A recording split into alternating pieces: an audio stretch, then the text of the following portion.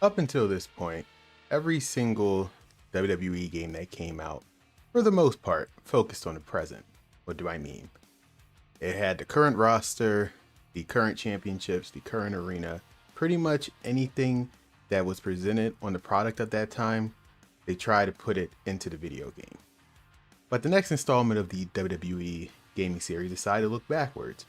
They looked at the Attitude Era, arguably one of the most important parts of wrestling history, and made that the centerpiece of the entire game.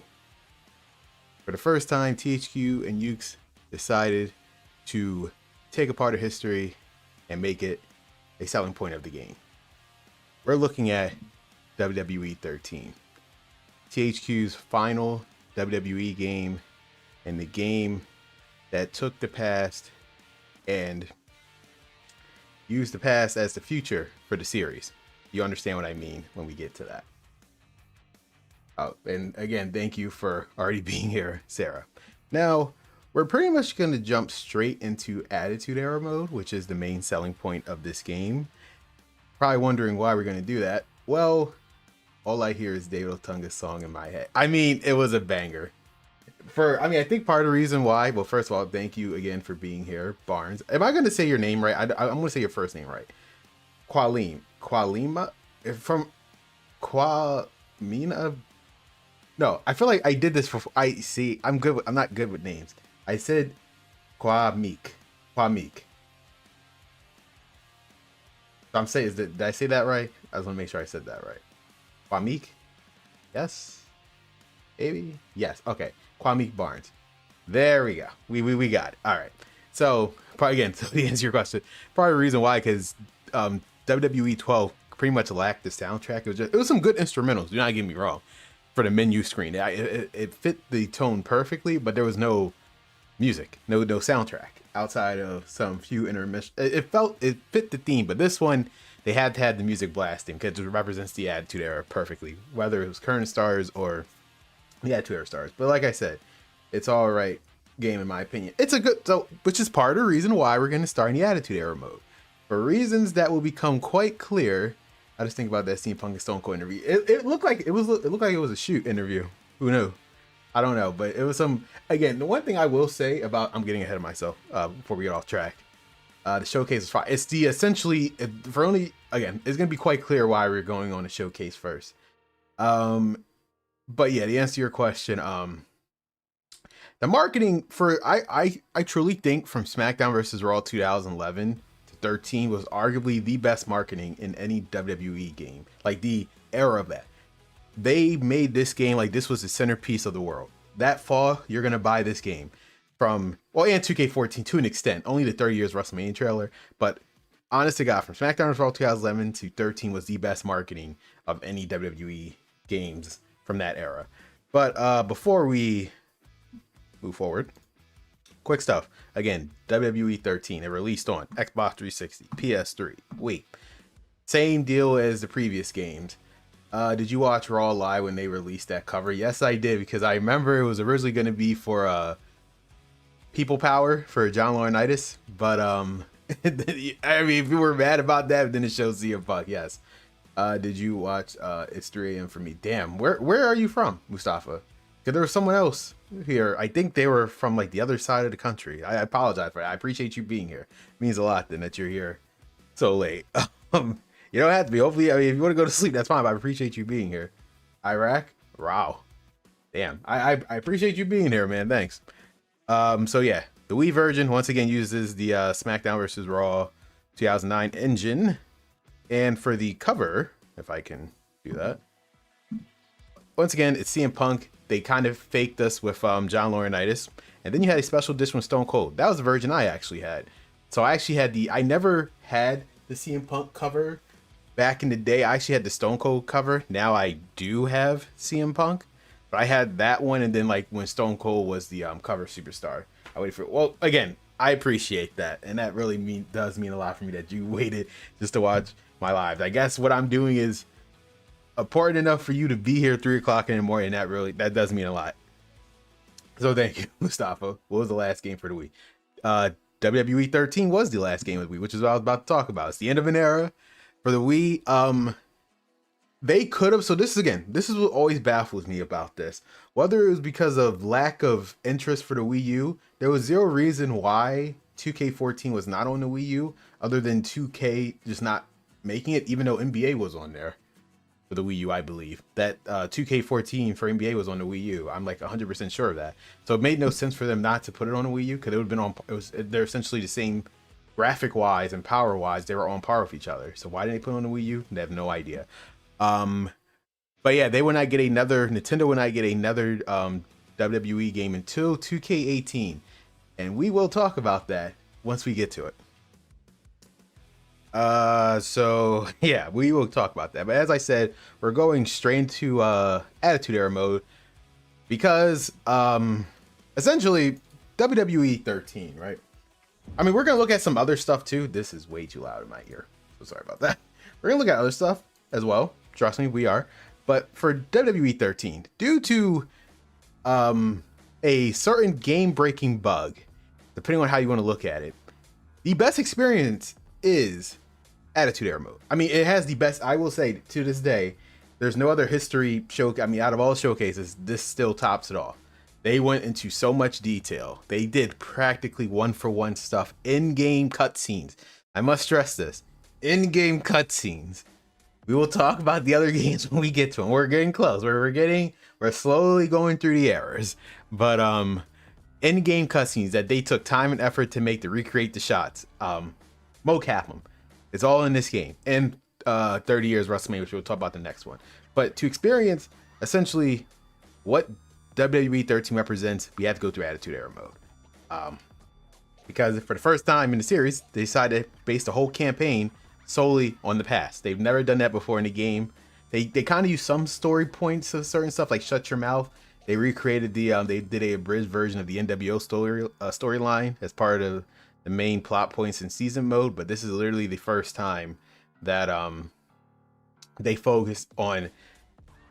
They're basically doing a documentary of real life events that happened in the company. I remember I created 50 good calls on WWE 13 thanks to SmackTalk phone. Yeah, I created Bray Wyatt and whatever.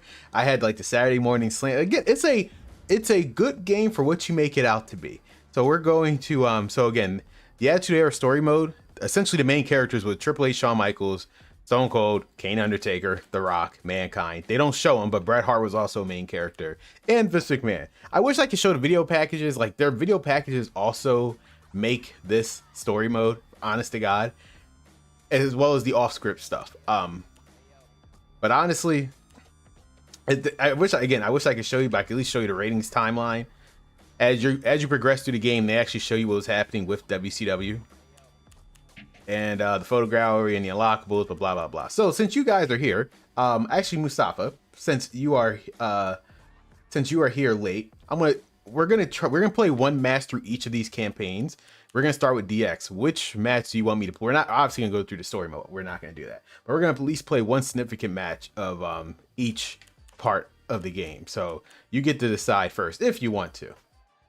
Where was I? What are your top 5 WWE games? Yeah, give me like 2 minutes to think about that. There's so many. Again, Mike Tice was DLC. Meanwhile, he was in the showcase. Again, we're gonna get to that. This was the era where, actually, you're gonna see it's commonplace in the 2K series. But yeah, despite him being in this game in the second part of this story mode, this is what I mean with locked DLC content. You see, there's certain stuff. There's certain stuff. Okay, let me get to this. So for DX, you got Shawn Michaels versus Mankind. Oh, Shawn versus Stone Cold. Was that part of this? I think that's part of Stone Cold's side. I mean, sure, we can do that then. We will play this one. I'm unfortunately gonna have to. I'm probably gonna have to switch screens for a second, depending on how this plays out. And we unfortunately can't look at that. So you gotta take my word for it. I can skip this. I can skip that, actually. What am I doing? I'm so dumb. I can skip that. But to answer your question, Sarah, what are my top 5 games? In general, top 5 games. All right. It's a tie between SmackDown vs. Raw 2011 and WWE 12 is number 1. I can't pick between the two. Like, I can't pick between two. Then it's Here Comes the Pain ranked at 2. Then it's Day of Reckoning, the first one, ranked at 3. 2K19 ranked at 4. And what's the other one? WrestleMania 19 ranked as 5. Those are my top games. Again, I never experienced No Mercy in WrestleMania 2000 as a kid, so it's like probably think why I don't have those lists. I didn't have a Nintendo 64. I had a GameCube, so I'm not gonna just say I like those games. I never played. I played them. I played No Mercy like twice on stream, but I never experienced them as a kid, so I don't have the same. I don't have the same nostalgia as other people. And speaking of Mike Tyson, as you can see, he's right here. Keep in mind, he's a pre-order bonus. Luckily, I did pre-order the game. So I have him. So we're good. And we're going to talk about the DLC. Probably the best DLC in terms of mixing legends and current stars. I would say my favorite is 2K14. The reason why I picked 2K14, because honest to God, the gameplay of WWE 12, 13, and 14 are the same. I look at stuff as a whole. 2K14, I literally just play solely for just my once a year playthrough of both Attitude Era mode and 30 years of WrestleMania. But in terms of just actually playing the game throughout WWE 12, because I just don't go back and play Road to WrestleMania. Then I go through the universe mode. Still the best universe mode. I know, yes, I was going to bring that up. Road to Unaware. Originally, Floyd Mayweather was supposed to be, I believe, in either 2009 or 10, but stuff fell through. So they've had his entrance motion for a while, and they decided to just give it to Mike Tyson. So yeah, and you said, let's make sure Kwame, you said 2K take notes. This is how you create a showcase. I've said it before. If you're gonna do, especially when it comes to 30 years of WrestleMania, and then we're gonna get to 2K14. Oh, don't you worry, we're gonna get there. If you can't go all the way with something, don't do it. Now, people are going to argue this Attitude Era mode lacks some stuff. Not really. I would say they pretty much, outside of China, they pretty much replicated everything they needed to do in this era. They didn't go to the 2000s, because then you argue where were the Hardys and the Dudleys. Unfortunately, they were in TNA, but they cut it off at the right spot. So everything that you happened important in this era, it worked out. Same thing with 30 years of WrestleMania. You got 30 years, you got 30 arenas, at least one match per show. They worked it out. They worked out the contracts. I know that probably took a lot doing a year, but they worked it out. If you can't go all the way with something, just don't do it. And don't advertise it as the main selling point of the game 10 years later. Well, we're going to get to 2K24 when we get to that. But when it comes like, again, showcase and stuff, same thing with CM Punk Showcase that came out in 2K26. Again, I actually like it for what it is, but the fact that Jeff Hardy is, knowing that they knew that Jeff Hardy was going to be DLC, why did you not have him as the showcase? It just makes no sense. If you're not going to do something all the way, just don't do it then. He's going to be in the game as DLC, but you already knew he was going to be in the game as DLC. Why couldn't he just been in the showcase? You could have pushed for it earlier. Like, there's just certain stuff, like, you can't tell me, oh, it was last minute. It wasn't last minute. You can't tell me that stuff is not last minute. They said it should have ended in 2000. No, it was a good cutoff point because, again, part of the reason why it didn't end in 2000, well, the game would have been too long anyway. And again, Kurt Angle, and that's part of the problem too. They didn't have Kurt Angle. Because once you get to 2000, you have to talk about Kurt Angle, and then the Hardys, the Dudleys, and Edge and Christian. They had Edge and Christian, so you can't not talk about the 2000 without Kurt Angle, and then the Rascals, Eddie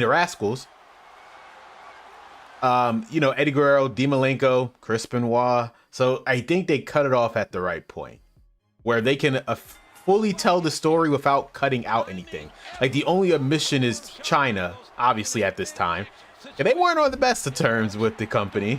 So, and yes, JR, they specifically had JR have commentary just for this mode, which I also thought was good. At least it was accurate. The only part of the game that's accurate. Okay, at least they took the extra, I will say that. They took the extra effort in this mode. That's the one thing I would give this mode over 30 Years WrestleMania. Again, 30 Years WrestleMania is the perfect ending to THQ's era. I know it's considered a 2K game. We'll get to it. But we'll get to the semantics of it when we get to it tomorrow. But at least they took the extra effort to have JR do it instead of Michael Cole. Nothing against Michael Cole. It just would have made no sense of him commentating this. I guess we could talk about the gameplay here, because I think that's the best way to talk about it before we get to the outside of this mode. So it pretty much plays the same as WWE 12. It's a lot more faster and fluid, and they perfected it in 14. One of the main things was Predator Technology 2.0, which was essentially the audio, so the crowd actually sounds like the crowd. Before, the crowd was kind of quiet, but now they're lively. The oh my god moments, putting people through barricades, breaking the ring, it all started in this game. What else? The mid-air finishers. So, you know, the RKO out of nowhere, attitude adjustment. That started in this game. And then, like, Giants actually being Giants. Like, so Big Show and Mark Henry are sculpted exactly as they should be. Is Great Khali in this game? And Great Khali, I believe. If Great Khali's in this game, it's accurate as well. The limb targeting, they gave more moves. For limb targeting, bruh. I can't believe you said 2011 over here. Come 2011 was so easy with the I like to, no, it's in. The reason why I like, there's two reasons why. I think, here's the reason why. I put Here Comes the Pain second. There's a specific reason why. Because again, I'm a fan of more of a simulation than arcade. I know Here Comes the Pain is like the peak of arcade. Oh, he is in 13. I know Here Comes the Pain is like the peak of the arcade style. I'm more of a simulation. With 11 and 12, it was pretty much a hybrid of both. And again, I love Here Comes the Pain. I love the story mode and whatnot. But it's just those physics, man. The fact that every match is unique. There will never be a, like, again, what we did 2 days ago. Well, 2 days ago at this point, the days are just blurring. The days are just blurring in at this point in this marathon. When I threw Edge off of there and he just bounced, whether it was glitch or not, he bounced off the ladder outside the ring. It will never be replicated in another match. I don't think I can do that. There's no way I can do that twice, because that's the point. Every experience is going to be, every match is going to be a different experience in that game. And that's why I hold it up there. It's going to be unique. There's nothing wrong with Here Comes the Pain at all. For God's sakes, I'm making a documentary on it eventually, if I ever get to it. I'm making that documentary on Here Comes the Pain. As I just take a break to do this marathon for you guys, because I knew I was going to be pretty much silent for the next couple months on this channel. So I was like, I might as well do something this year. Some type of content. I don't know when that Here Comes the Pain documentary is going to be done. It's a second favorite, but in terms of like overall, I can play it 24/7. The D-Generation X storylines clash. So which match do you, well, first of all, thanks for stopping by, Michael. Which match do you guys want me to do for the DX Attitude Era part? I wish they would bring the limb targeting back in the current games. Like, it's just simple stuff like this. It would add to the movesets. You don't have to use your regular moves. I know there is some limb targeting, but it's only on the ground in the current games. I just don't see the problem with just bringing it back. Like, I wish they would bring it back. But again, 2K just don't want to make a wrestling game. They just want to make a game that has wrestlers in it. Like simple stuff like this. My third favorite SmackDown was all 2008. I know I didn't put, even though I talk about 2008 a lot, I just didn't put it on the list because it just didn't make the cut. If you would have said top 6, I would have added SmackDown versus Raw 2008. Since we're talking about all games in general, I can't not ignore the Day of Reckoning series. That's a amazing series. And WrestleMania 19. 18 was okay. There's nothing really wrong with 18. I just 19 was just superior in every way. And I always like Day of Reckoning 1 or 2. I only hate 2 because of the stupid stamina. I know it's pretty much the same as 2006, but there's just something about it in GameCube annoyed the hell out of me. I just can't put my finger on what it is.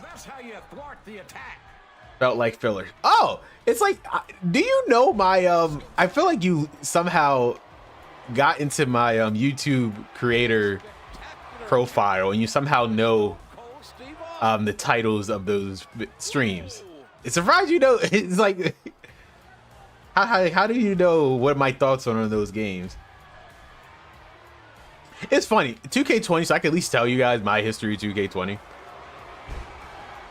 I knew something was up. Normally I buy the game every single year, right? Normally I buy it every single year. On time, except for 2011, I had to buy like 2 days later. I normally pre-order and we are good to go. Why is Shawn Michaels giving me such a hard time? Jesus.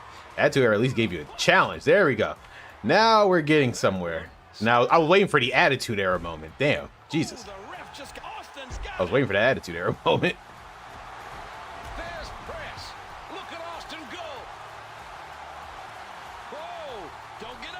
But, I just knew something was off about that game. Granted, I didn't know the behind-the-scenes reasons. I just knew something was off with that game. And that's why I didn't pre-order it. I didn't buy it until, like, 8 months later when it was on sale for, like, $20 at my Target. And there he is. 1, 2. Yeah, and that's a fast count. Don't forget that fast count. Yep. And they that's my point. Little details like that. The referee does not count that fast in the game unless you're special guest referee. Little details like that matter. Is Just Bring It. Again, the only reason why I love Just Bring It, because that's the only game in the main series that has rolling by the Undertaker.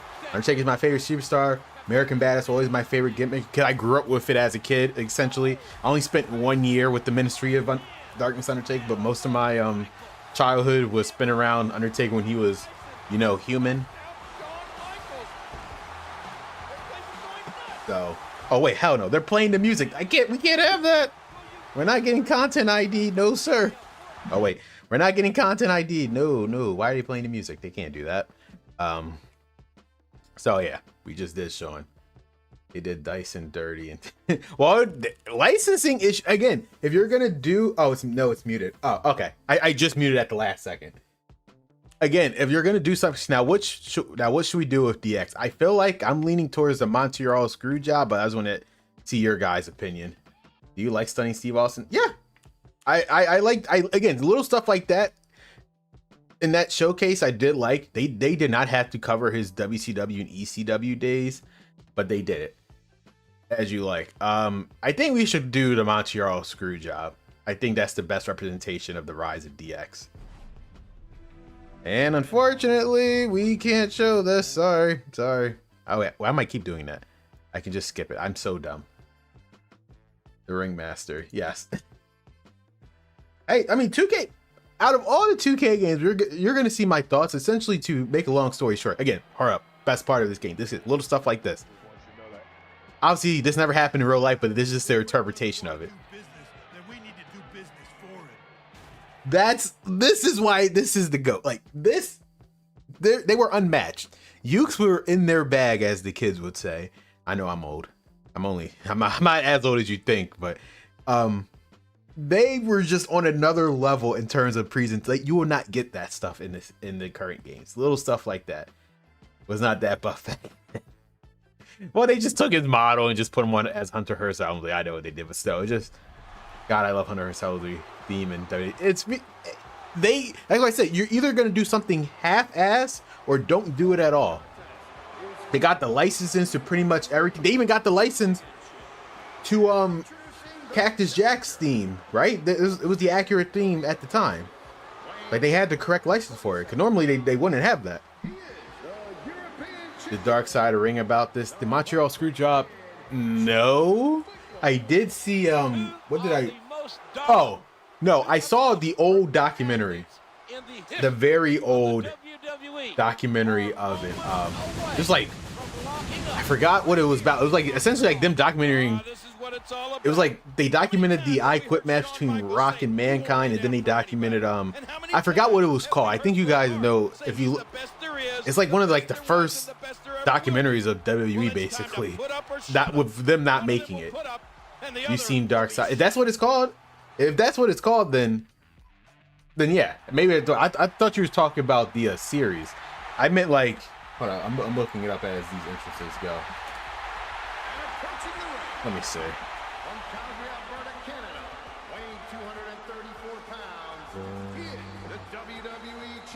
I think it was called. go, folks. This is very personal. This match is going to be stiff. I just don't know what it's called, but it was like some documentary. Vince said, Brett screwed Brad. I don't have sympathy for that. That's how they got the Vince McMahon character. He turned a real life situation into an actual storyline. It paid off perfectly. But have I seen Dark Side of the Ring, though? The actual series from Vice? I've only saw the episode of Chris Benoit. That was the only one I was fascinated with. Like, I wanted to see their because no one really talked about when was the last time anyone had a Chris Benoit documentary. They didn't. That's why. That's the only thing I've seen from Dark Side of the Ring. I haven't seen any of their other ones. I know he did like the plane ride from hell and all that stuff. But the one I was really fascinated in seeing was the Chris Benoit one.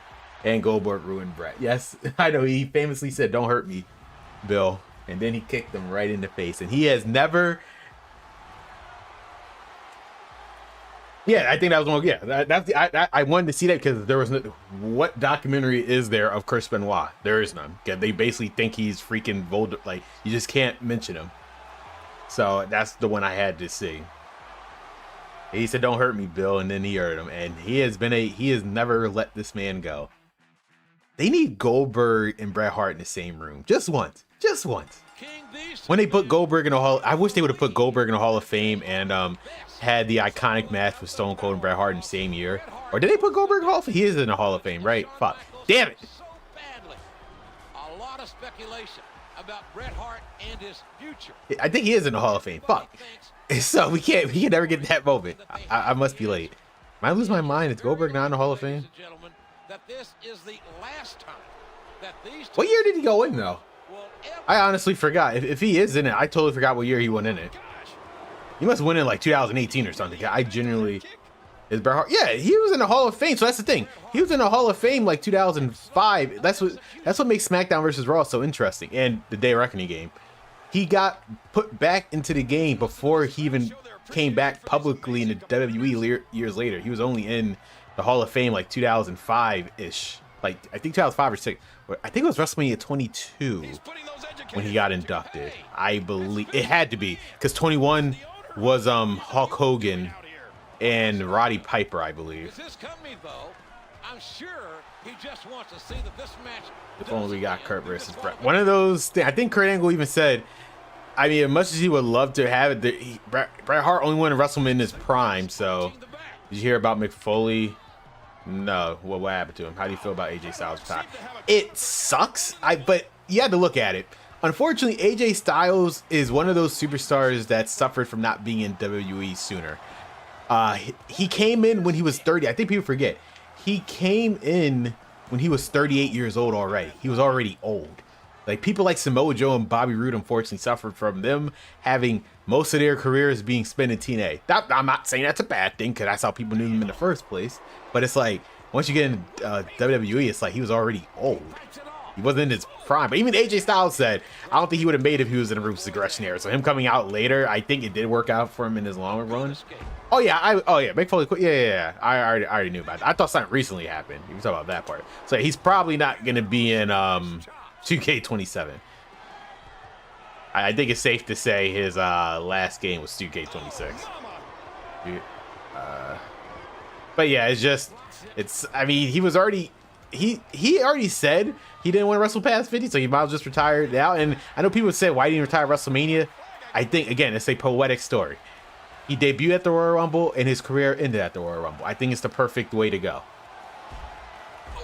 Well, yeah, he was on, like, what, dark matches? He was on Heat. I don't think he was on Velocity. But I'm talking, like, his proper debut.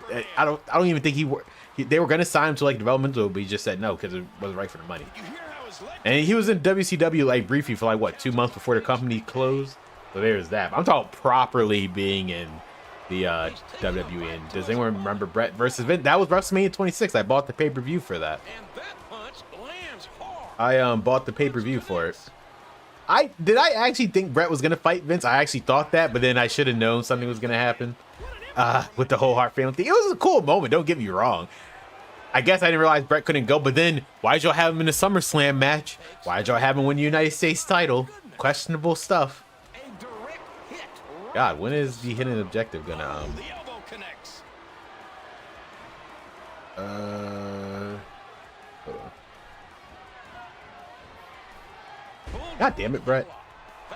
AJ's told Jeff I made TNA popular and you ruined it. He did say that. Again, I only watched TNA before they fought. I watched it like briefly 2007, just to, because I was wondering where the hell is Christian? Because I remember when Christian left like in 2005, right? And then I don't know what I was over at my dad's house and I was like, I'm looking at the show. It was like TNA. I've never heard it before. Next thing I know, I see freaking Christian. I'm like, what? Why is he on this show? What is happening? That's the only reason why I do stuff like that. When I saw Christian, I was like, why is he called Christian Cage? First off, I was like, I didn't know what the hell was going on there. And like, why is he here? Why is he not in WWE? Because they like, what? I think Brock Lesnar should have retired at SummerSlam. He is. It's a storyline. I think it's quite clear it's a storyline. I think we will publicly know if Brock Lesnar's retired at this point, like AJ and John Cena. It's a storyline. It's gonna be, the match is gonna be Brock and Gunther, because that was supposed to be the match anyway at WrestleMania 40 for the Intercontinental title. That's why they turned to Sami Zayn, because the real life situation, right? I mean, that's still ongoing, I believe, with Vince and Brock, but Brock had nothing. I mean, we're not gonna go into really much into that. I'm just gonna say, if you just look at the court stuff, even though Brock's mentioning it, it has nothing really to do with him. It's more to do with Vince. But I understand the reason why they took him off TV. It is what it is. Or simple, not in the south of the court. Oh my God, we're gonna get to that. I can't wait to get to 2K23. 2K23 is a sight to behold. That and 24. It's so sad because it's like, I feel bad for John Cena. I could tell he really liked the showcase and the concept. It's like something works on paper and the execution was just off because it's 2K. Of course it's gonna be. And again, they gave you the option. You don't have to complete the objective. You could just, win the match by pinfall or submission, or you could just do the historical bonus. I'm just waiting for the historical bonus. There we go. I'm assuming they wanted me to get my signature. Ever watch Impact? I watched, so I pretty much stopped watching. I'm gonna tell you when I stopped watching, because I felt like it was bad. Like, when Undertaker, I thought it was the coolest. Again, Undertaker's my favorite wrestler, right? I'm gonna tell you why I stopped watching. I was actually watching when the whole Monday Night War thing was going on between Raw and Impact. I was actually watching both. I watched Raw first, obviously, and I just watched Impact the next day. There we go. So they want me to do the signature now, even though I just why? So now I gotta build up my goddamn. So stupid. So I was watching it back to back. What killed it for me that I pretty much stopped watching TNA is when TNA decided to blatantly copy the vignettes that they did for Undertaker for Sting. I don't hate Sting, but just when they copied it, it just left a bad taste in my mouth. I was like, wow, okay. You blatantly just copied the cool thing that they did with the Undertaker. So that killed it for me for TNA. I just saw TNA as like, oh, you guys are just trying to be WWE. At least, again, that was the impression I got from them. Again, I watched it briefly in 2010 because I was just wondering where the hell Christian went. And once he came back into WWE, I just stopped watching. But then when that brief thing with them and so I saw like Jeff Hardy's debut and RVD. And goddamn, he hit me right on the ground. I saw all that and I was fine with it. I was just watching back to back. And then when they copied the Undertaker stuff, it just left a bad taste in my mouth, and I pretty much stopped watching. And which one is better, SmackDown or Raw? I said it before. You weren't here in the earlier streams. The match concept sometimes was weird. You're talking about in TNA or this game? Like TNA, they invented some good stuff. Again, Ultimate X, amazing stuff. Like reverse Money in the Bank. Oh yeah, the King of the Mountain, right? The King of the Mountain. I know exactly what you're talking about. Blame Jeff Jarrett for that. That was clearly a Jeff Jarrett idea. Again, I know TNA stuff. Oh my gosh. Yeah. Lethal Lock. Like there's certain stuff that TNA made which is good. And I feel like WWE could probably use some of that stuff if they really want to try. Like, but King of the Mountain is so stupid. Ultimate X, awesome. Lethal. It made TNA feel different. Again, TNA was at its best when it was different. But to answer your question, Sarah, I didn't forget about you. It's funny. I was poor. I mean, my family was poor back then. So I was only able to watch SmackDown. But I always felt like I was a Raw guy. because I just like Triple H to see what the hell basically his reign of terror. I mean, every time I saw the Raw rebound, I basically just saw Triple H and Evolution beating the hell out of someone. I was like, man, what is happening over on that show? So I only got the Raw rebound on SmackDown during the Ruthless Aggression era. Did you like King of the Ring matches? Oh, speaking of King of the Ring, we're gonna go over that in the other half of this, because they got some brand new matches. Well, you know what's funny? I'm gonna show. Oh my god! Talk about, oh man, I'm getting 2K24 makes me laugh sometimes. Where's my signature? 2K24 makes me laugh sometimes, I swear. Oh man. But yeah, the King of the Ring is back, and they have a proper freaking presentation for it. I wish they would do it in the current games. Again, they don't try. It's like, that's the thing. How is it? I would imagine the budget for these games are a lot, you know, smaller than what they are in the current games. But they put all their effort into it. There we go. Okay. Okay, we got it. We got it. Again, this will never happen in the current game, by the way.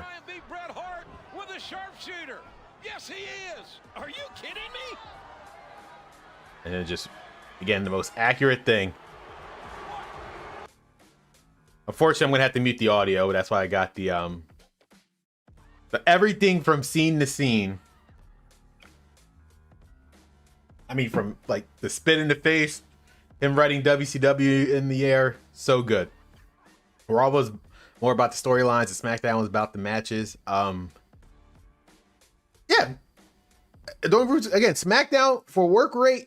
That's why I like. I mean, that's part of the reason why I like. If it wasn't for me just stuck with watching SmackDown, like yeah, it was just the pure wrestling show. That's why. But Raw fascinated because it was like, what the hell is Triple H doing over there? Like, what is going on in that show? Why is Kane so crazy from what I remember him to be? Remember that picture with Evan Cody? Yeah. And actually is representative of the time era of this game. Yeah, actually, you're absolutely right. If they thought it was a different era, it kind of felt like a different era for like a few months. And then after pretty much WrestleMania 28, after WrestleMania 28, we went back to the status quo. We went back to the status quo of, you know, John Cena. But it is what it is. It is what it is.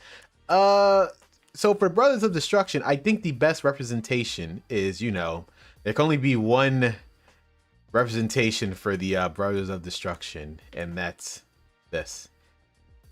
King of the Ring.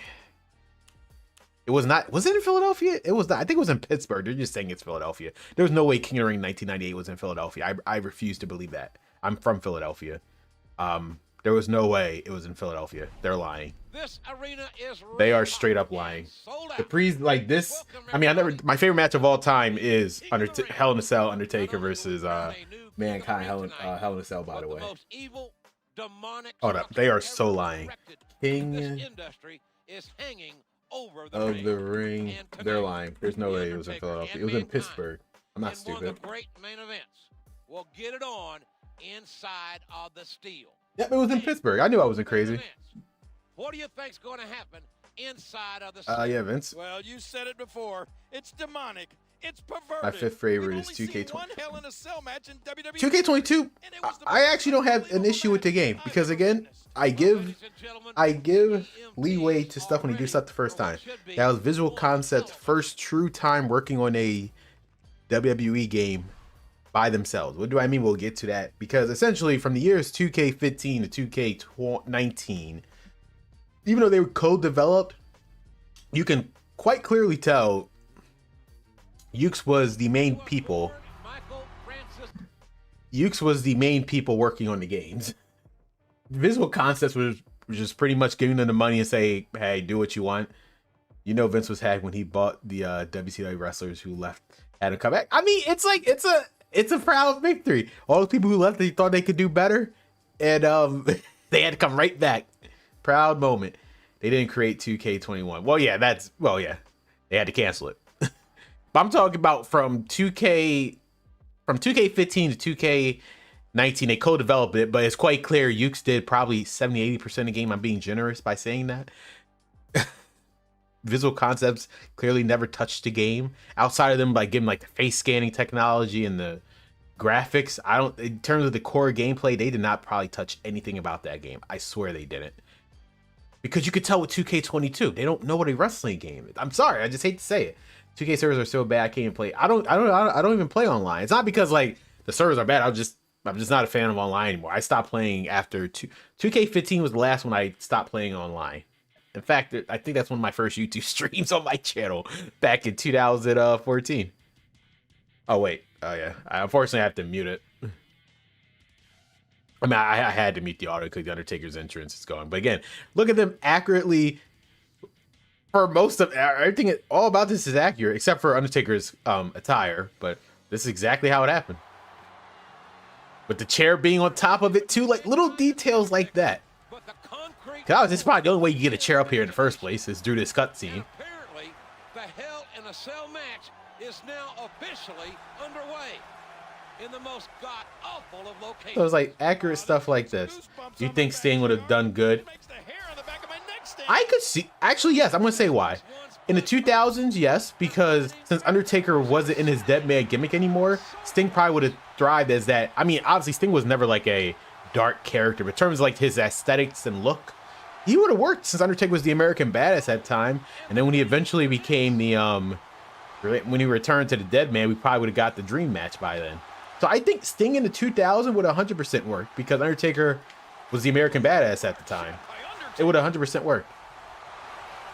You're not getting time to do a objective. Exactly, stuff like that. Like 2 minutes just to make them moderate health or some dumb crap like that. Like, what are we talking about, people?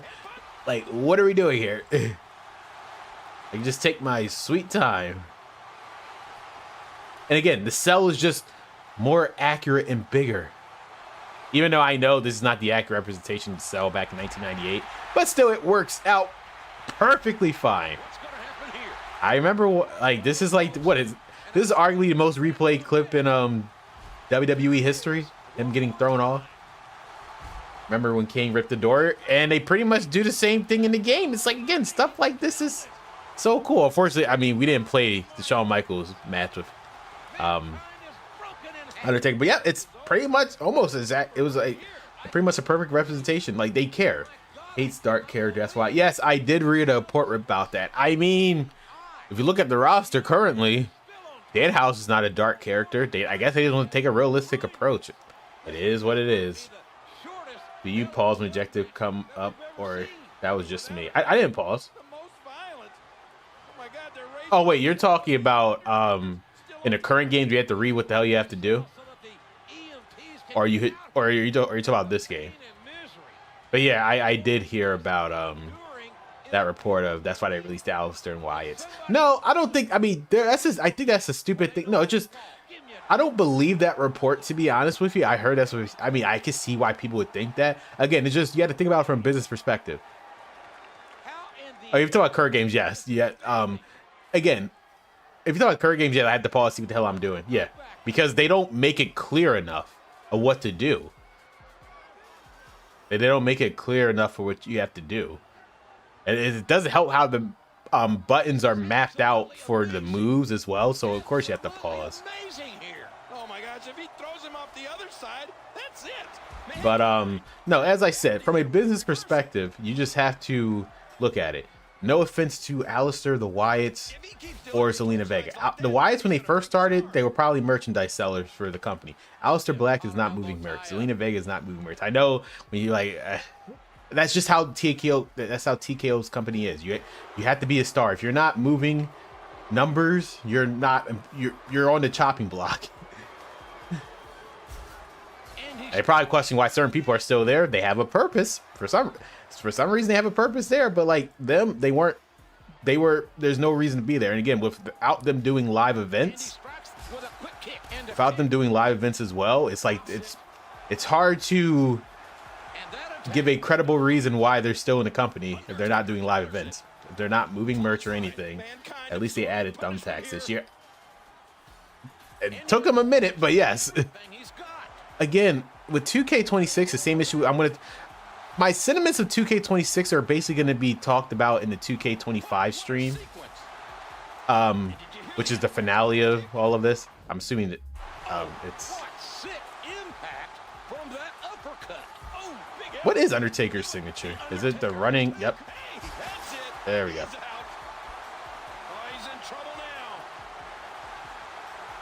I guess they just want me to pick him up. Alrighty. There you go. I love how they have this just for boom. Look at that. So good. At least they added thumbtacks. Oh, I already read that. But they still have Nakia Lyons and Tamina. Again, it's a cost thing. I'm pretty sure Nakia Lyons is getting paid pennies on the dollar compared to everyone else on the roster. And she's a again, you're always going to have to, this is going to sound terrible. You're always going to have jobbers on the roster. You're going to have a certain, same reason why Kit Wilson, I'm not saying Kit Wilson shouldn't be there, but like, you have to have certain people on the roster. The Nakia Lyons just could be fed to their next newest woman they're going to push in the NXT. It's just that simple. It's quite obvious that they just did it. With Tamina, I think it's more, I mean, I'm not saying it's nepotism, but I'm not saying it's that, but like, I really don't know why Tamina was taken off TV. There was no reason. I don't know why AAA did not use her the second he got put in creative control. There has to be some reason behind the scenes. Something might have happened. Like, Tamina's one of those people where it's like, she's not released. She's not released. We just don't know what I just don't have an answer for Tamina. It's like, maybe they're holding her off for like this 5-year storyline, the bloodline, and she finally, I just don't know what Tamina is crazy. Because she's still a part, as far as I'm aware, she's still a part of the company. She's getting paid to do nothing, which is good for her. Apollo was a good main eventer. When you say main event, I know when you say main eventer, you don't mean main eventer, but I get what you mean. You mean the show main eventer. I'm so sad. I mean, and I hate to, I mean, I'm hoping that's not the case, but they could use someone else in that position. And you know, unfortunately, who I think they're going to use that position, Johnny Gargano. He's going to be the best. He's going to be the next main eventer guy. It is what it is. It was a good run, Johnny. It just, some people, Karrion Kross did an interview. I don't know how recently, but it was recent enough. Where it's just the reason why people got over in NXT, and he actually explained it quite well. People just think like they don't get a chance. No, they give you a chance on the main roster. It's just they're dealing with a higher budget on the main roster, and higher budget means more of a you have to like excel and bring back more of a return in investment. If you really look at people who they released, they gave them like a good chance for like the first 3 months, and then after they don't see nothing happening, all right, we're just gonna have you here, but it is what it is. Like, certain people worked. Like, there's some people who translated NXT perfectly fine to the main roster. Look at Kevin Owens. Look at Sami Zayn, Finn Balor. Despite people might not think so otherwise, Shinsuke Nakamura. There's people who translated. Even Elias translated perfectly fine on the main roster. Just some people just don't. Even Baron Corbin translated perfectly fine on the main roster. It's just they don't. Yeah, I mean, to be fair, Nia Jax was fired. They did fire Nia Jax. Well, Vince fired. I'm correcting. Vince fired Nia Jax, and they brought her back. So yeah, I mean, you got a point there. They ain't going anywhere. Certain. I mean, for even Tongalo, sir. I mean, Tongalo is my goat, though. He is the most funniest person ever. He tries his best, and that's all you can ask for. Tongaloa, he tries his best. For The Rock, let's see. What should we do for The Rock? I think that's the next one anyway. What's his most iconic? I'm assuming, based on the timeline, it's probably going to be Mankind is right. What's the best representation for? Oh, I guess we could do Survivor Series for The Rock. I'm looking at what we got here. Yeah, it's gonna be a Survivor Series when he screwed over Mankind. We're gonna do that one. No. Stop. Not getting content ID'd. Yeah, give me a second, guys. No, that's for Mankind. Yeah, that's part of Mankind's story. We're gonna do the equipment. I think it's the best match of the entire Mankind's entire part. That and the halftime heat, stuff like that. Why can't they just bring? Again, it's just so simple. We already saw Mankind's entrance, basically. And then, yes, Rock. I love Survivor Series. I love this how Survivor Series looks, especially like the whole Deadly Games tournament. They need stuff like this. Like I know they won't do it now because how Triple H books stuff, like 5 matches per premium live event. But when Seth got injured, that was the perfect time to do the Deadly Games. At least for Saturday Night Main Event, that would have made it something. I know they only had like they actually have as much time they wanted to because now they were on Peacock at the time. They could have did Saturday Night Main Event, the Deadly Game, to determine the next World Heavyweight Champion. I know CM Punk was going to win anyway, but still, a one-night tournament. That I wish they would do something like that. That would have been so cool. Who is your favorite character, McFoley? Oh, 100%. Mankind. Cause I feel like, cause you have to remember, Cactus Jack is essentially ECW. That version of McFoley is essentially just ECW translated to WWE. And Dude Love is fine, but I can't really take him seriously. It's Mankind. You can take him seriously, and he could be a funny character. That's why he was the WWE champion and not Dude Love and Cactus Jack. Mankind was he could be the perfect heel and the perfect babyface. But yeah, this was again like the whole NXT thing. Just some carrying across. Some people just translate better than others on the main. Like NXT has a certain presentation. NXT is essentially, I guess people would dub it the Super Indies, where it's like, again, it's work rate matters more than the actual characters and whatever. But that's not what the main roster is. That's not what the main roster is. It's character driven first. But work rate only matters so much. Case the perfect example of that, Dolph Ziggler, arguably the best wrestler on the entire roster during his time period there, no matter what. Arguably the best wrestler on that entire roster. And look how he was positioned. That's just reality. They had him because he was a good hand.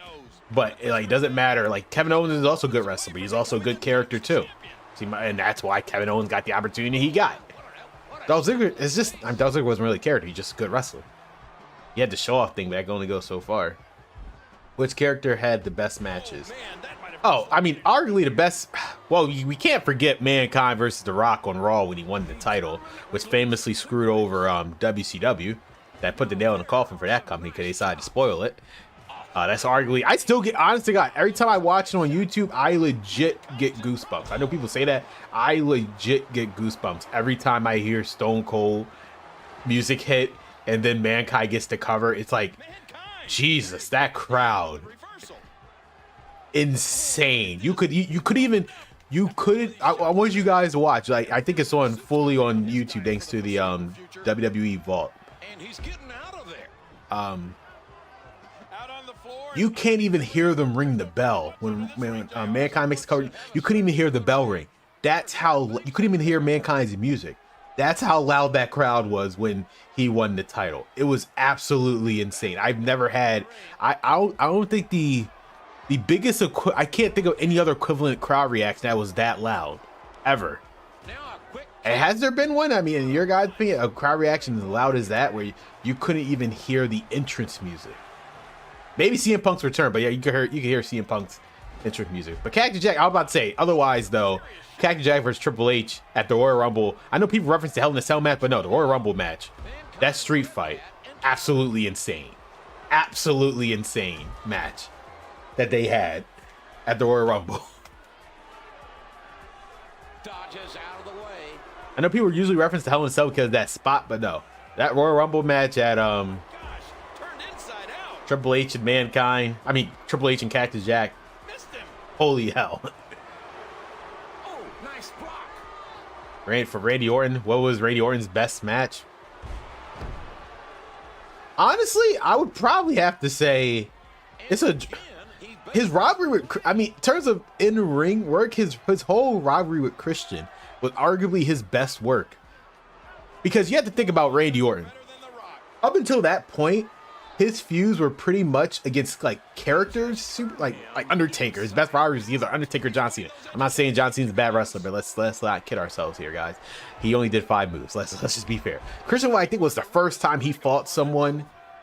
Oh, you talk about Cactus versus Randy? The Backlash match is overrated in my opinion. I thought you were talking about Randy Orton in general. I thought you meant Randy Orton in general about his best matches. I feel like that Backlash match is overrated. I like it, but You give mankind I watched all of your streams of the series, and it's so good, man. Well, first of all, Night King, I appreciate you stopping by, and that means a lot. I, honest to God, really appreciate that.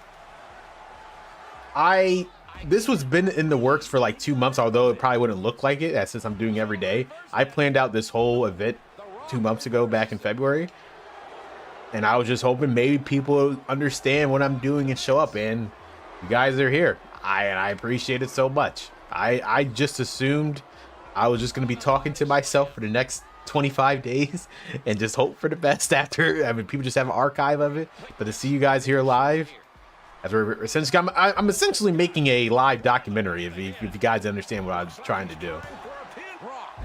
I'm pretty much just making a live documentary so then it'll be archived. So anyone wants to look at the history of these games, y'all can just come to the stream. Pretty much give like an abridged version of the games, what was good about them, what was bad. Just talk about it. Like for 13, that's why we're really focused on the Attitude Era for this first hour, because it's a hard sell after this. Again, 13, it's the reason why I don't talk about 13, even though CM Punk had arguably the best covers in any WWE game is 13, ironically. Outside of Attitude Era mode, it's a hard sell for this game in terms of it being fun. There's like, the gameplay is fun, and they added like the match experience stuff. I wish they would add back in the current games. I know they had those stupid momentum things for like the finisher and the signature, but the simple thing of like the match experience, they need to bring that back. Again, I do appreciate your comment, Night. Night. You have an interesting name. You ever seen Triple H versus? Yes, thanks to the WWE. For those who are my age, Jesus, Mankind is really giving it to me. I think I'm about to lose. Oh, I did not look. Oh, no wonder he's killing me. I'm not doing the objectives. God damn it. I was like, why is he kicking my ass? I didn't realize there was no disqualification. I don't recall it being no disqualification, but it is what it is. Like, why the hell is he killing me?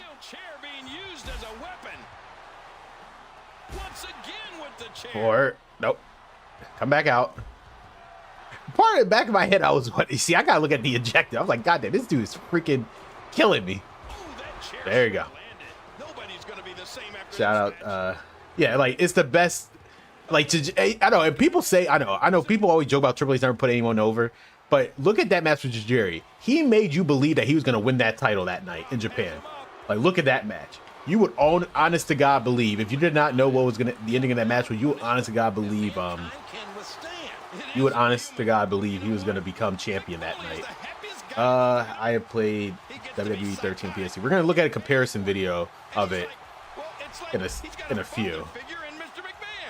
Speaking of family, some say that the Rock's his grandfather. Essentially, I feel like the PS3 version actually looks better from what I can tell from the 360. The colors are a lot more. I think they're much more accurate to how it should look than the Xbox 360 version. I'm going to do a side-by-side comparison. He calls himself. But yeah, the Vault is good. And you know what they need to also do? They need to activate the ECW channel. Because I know they have the NXT channel and the WCW channel, which is great. But they need to activate that. They actually had, because someone leaked, like, when they didn't leak it, it was on X, like, WWE has the ECW channel. They just haven't put any videos on it. Like, they have it. It's there. I just don't know why they don't put on ECW content. I need my 2008, 2009 Christian shows on ECW, goddammit. Since y'all took it off of freaking Peacock. If Mankind beats me, oh, hopefully not. He was kicking my ass, so. He got me. All right. We're going on to the next match. It's cool. We weren't going to miss anything there. Again, we can't spend too much time on Attitude Era, bro. It gives you a challenge. Otis hanging with Maxine Dupree, and then no sign of Akira Tozawa's not getting released. He's a good guy. I'm not saying there's no way they're gonna release him. I'll be shocked if they do. We're going to do the Royal Rumble. And hopefully I can. This one's no. Did you hear about Shawn Michaels documentary? I didn't have to, because of this. There's so much stuff I have to watch. I have to watch the Shawn Michaels documentary. I have to watch the Hogan documentary. Unfortunately, I wish I would have watched the Hogan documentary before we get to 2K15, because obviously we got to talk about that. But I just wanted to watch that. I never saw his opinion on it. I mean, we never really heard his story. Does he talk about that in his documentary? You can spoil me. I just haven't had time. There's so much stuff I got to watch. The following is an I Quit match. There are no pinfalls, no countouts, and no. The downfall of WWE ECW, they didn't treat. I mean, it's very simple. Once RVD, it's two reasons. It's pretty much two reasons. When RVD got suspended, that was strike one. So Vince McMahon felt like he couldn't really trust anyone there on that roster.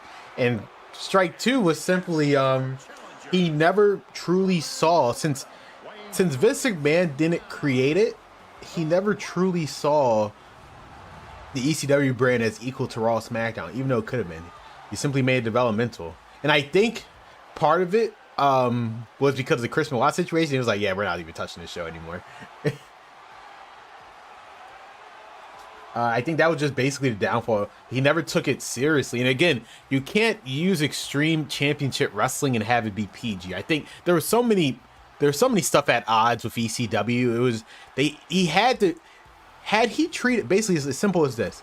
Had he treated ECW as the mindset of Black and Gold NXT, ECW would still be here. It has to be in its own separate thing. And it would have worked. Had he treated ECW like Black and Gold NXT, while it's under the same umbrella, but what has nothing to do with pretty much AAA. Look at AAA. AAA has nothing to do. It's like you're watching a completely. If you did not know AAA, if you did not know AAA was owned by WWE, that's what I mean. It's like it's so different. It's so different than than Raw and SmackDown. You would never know it's owned by the company unless they told you. They have a lot of I watched season of Big Show. It was like, yeah, they booed because it's just like, again, they don't understand. Yeah, it's like, again, Vince. I understand there's a lot. You're trying to put star power on the show, but it's like that's not the crowd to do it with, bro. You can't have the look of ECW look like it's from the Hammerstein Ballroom. And then you have people like Big Show, Ric Flair. Like, what are we doing here? ECW was the Renegade Cup. Like, you can't.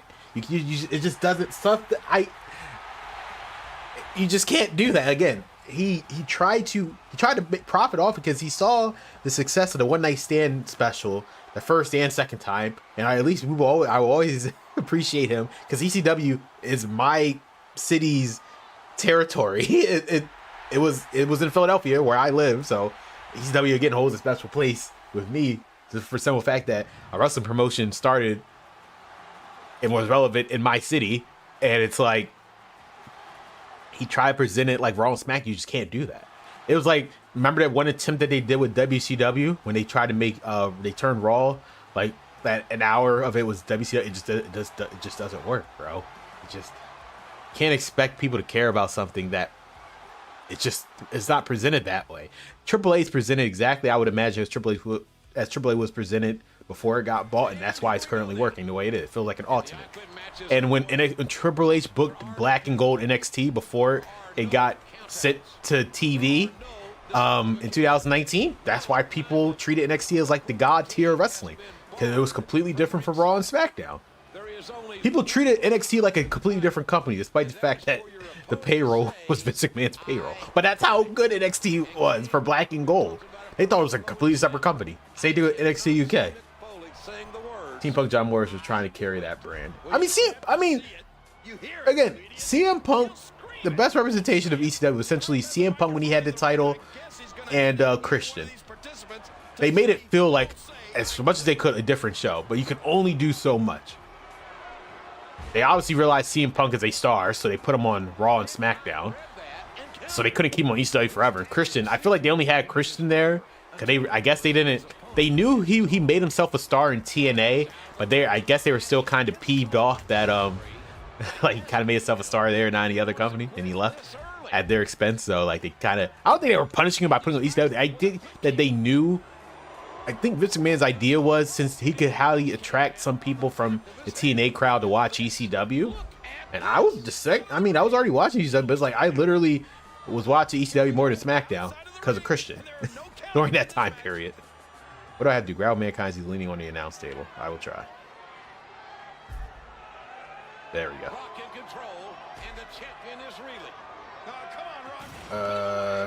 But yeah, that's the thing with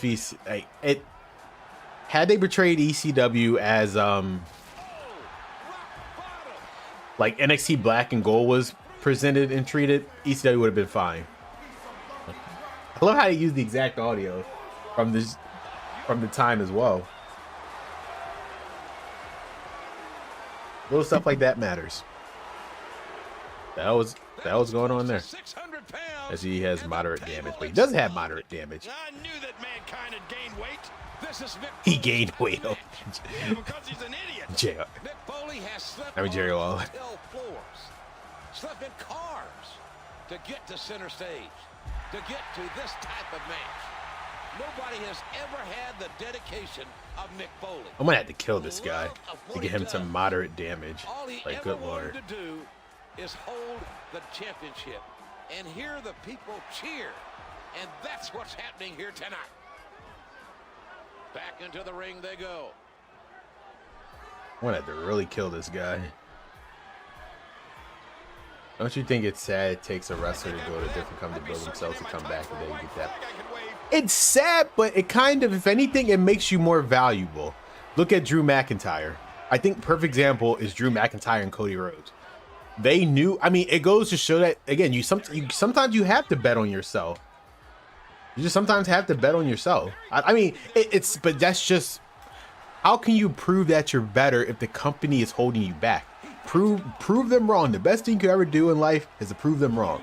Prove why it was a mistake that they fired you. If you don't, basically, if the way I look at it, if you get fired, right? It's when it comes to if you get fired and you do absolutely nothing, you just pretty much proved why they fired you was a good thing. Look at Drew McIntyre, look at Cody Rhodes, and look at Zack Ryder. They didn't let them be, well, Cody Rhodes, it's hard to say Cody Rhodes got fired. I think he just left. He let his contract expire. But Drew McIntyre and Zack Ryder were fired. And they did not let that stop them from coming back. It just, if you have the ambition, don't be like other people and just like cry that you got fired. Like, Jesus Christ, people get fired from their jobs every day. At least you get fired having 6 figures in your bank account. Like, it's not the end of the world, Jesus Christ. But if you really think you were meant to be part of this company, do something about it. It's just that simple. They did a Paul Heyman. They did it. If they did it recently, again, I haven't watched any of those. I have so much catch up to do. Unfortunately, I have not watched the Raw WrestleMania. I've not watched basically anything after I had to watch WrestleMania because I knew I was gonna miss that. Anything after WrestleMania, I have not watched because of this marathon event. In case you, I mean, yeah, outside this marathon event. Hey, sorry, miss. No, it's all good. I don't expect. Again, I appreciate you being here. I appreciate everyone being here. You don't understand. I knew in the back of my head when I started this, there was no way I knew people were going to be here every single day. But you guys are proving me wrong, and I mean, I appreciate it. I was like, it's a marathon. I'm going to be here every day. There's no, at 8 o'clock, there's no way. But you guys are here. So that tells me you find this interesting enough, and that means a lot to me. I know it might not sound like my voice. People always say I'm monotone or whatnot, but it does mean a lot. And then I got to do the people. At least I can do the people's elbow. Okay. I thought it froze for a second. I know that they should have just pushed me getting. They'll give me an opportunity like Christian. I think because they want to prove them. I guess in terms of Drew. So in terms of Drew McIntyre, right? I think Vince had an idea for him. Remember, Drew McIntyre even said he was supposed to face The Undertaker at WrestleMania. What was it, 26? If it wasn't for Shawn Michaels retiring, it was actually going to be Drew McIntyre versus The Undertaker. Why is it flashing like that? That's clearly a bug. Why is it flashing like that? It had Shawn Michaels not retired, it was going to be Drew McIntyre versus The Undertaker at WrestleMania. It just didn't happen. This man kind of forgot about him, and unfortunately, it is what it is. I mean, for Zack Ryder, I think Vince hated that he got over himself and they didn't do it. So like it was like kind of like Daniel Bryan. The difference is Daniel Bryan proved that he was worth a lot, and Zack Ryder, unfortunately, he was more catered towards the internet. Same thing, like if Zack Ryder was stuck on NXT Black and Gold, I think he would have been a lot better off. In all honesty, let's be real. After that push that he had briefly in 2011, 2012, Zack Ryder was basically doing nothing. Then he got sent to NXT with Mojo Rawley, and then once he came back to SmackDown and Raw, he pretty much did nothing until he won the titles with Kurt Hawkins in 2019. See my point? It's like, it's Big right hand. The Rock in high impact mode, dealing out the punishment here. it's just certain people, they just don't try. But yeah, at least he's back in the company and he didn't get fired. Unlike Aleister Black that came out a year. I love Aleister Black. Aleister Black is just a perfect example. Same thing with Johnny Gargano. NXT, I'm not saying NXT was their ceiling. There are certain people that prove that it wasn't. But it's just like certain people just work on certain companies. Why do you keep jobbing out, Randy? Why do they keep jobbing out, Randy? I don't think they... It's quite clear, again, whether it's true. Again, I take dirt sheets with a grain of salt. I just look at stuff from my own eyes on the television and I make conclusions there. Obviously, it's quite clear Pat McAfee was never part of the plan of WrestleMania. You could see look at it your own eyes. It was Aleister Black and Randy Orton. Aleister beat Randy Orton. I'm assuming it was supposed to lead to him going crazy and Aleister Black manipulating him to turn heel against Cody. And then that would have made a tad bit more sense. Because it's simple. Vince McMahon, it was the same reason why he treated Sting Goldberg the way they treated Sting Goldberg. Goldberg was not a creation. Oh, I'm not hitting the referee. Goldberg was not a creation of WWE. So yes, they gave him that initial push in the beginning to make some money off of him, but after that, bye-bye. Like Roman in the beginning. I always remember the 2015 Royal Rumble could happen in my city once again. It's so sad because people remember that for the Royal Rumble, but people tend to forget the excellent triple threat match between Brock Lesnar, John Cena, and Seth Rollins. That amazing triple threat match for the WWE heavyweight title at the time. I feel like the Royal Rumble next year should do 15 TNA, 15. I mean, unfortunately, if it wasn't owned by TKO, sure, I could see that. Triple H is clearly has no problem working with other companies not named AEW, so I could totally see that. But TKO, they don't. Well, think about it. Who's a moneymaker in TNA that they don't have over here anymore?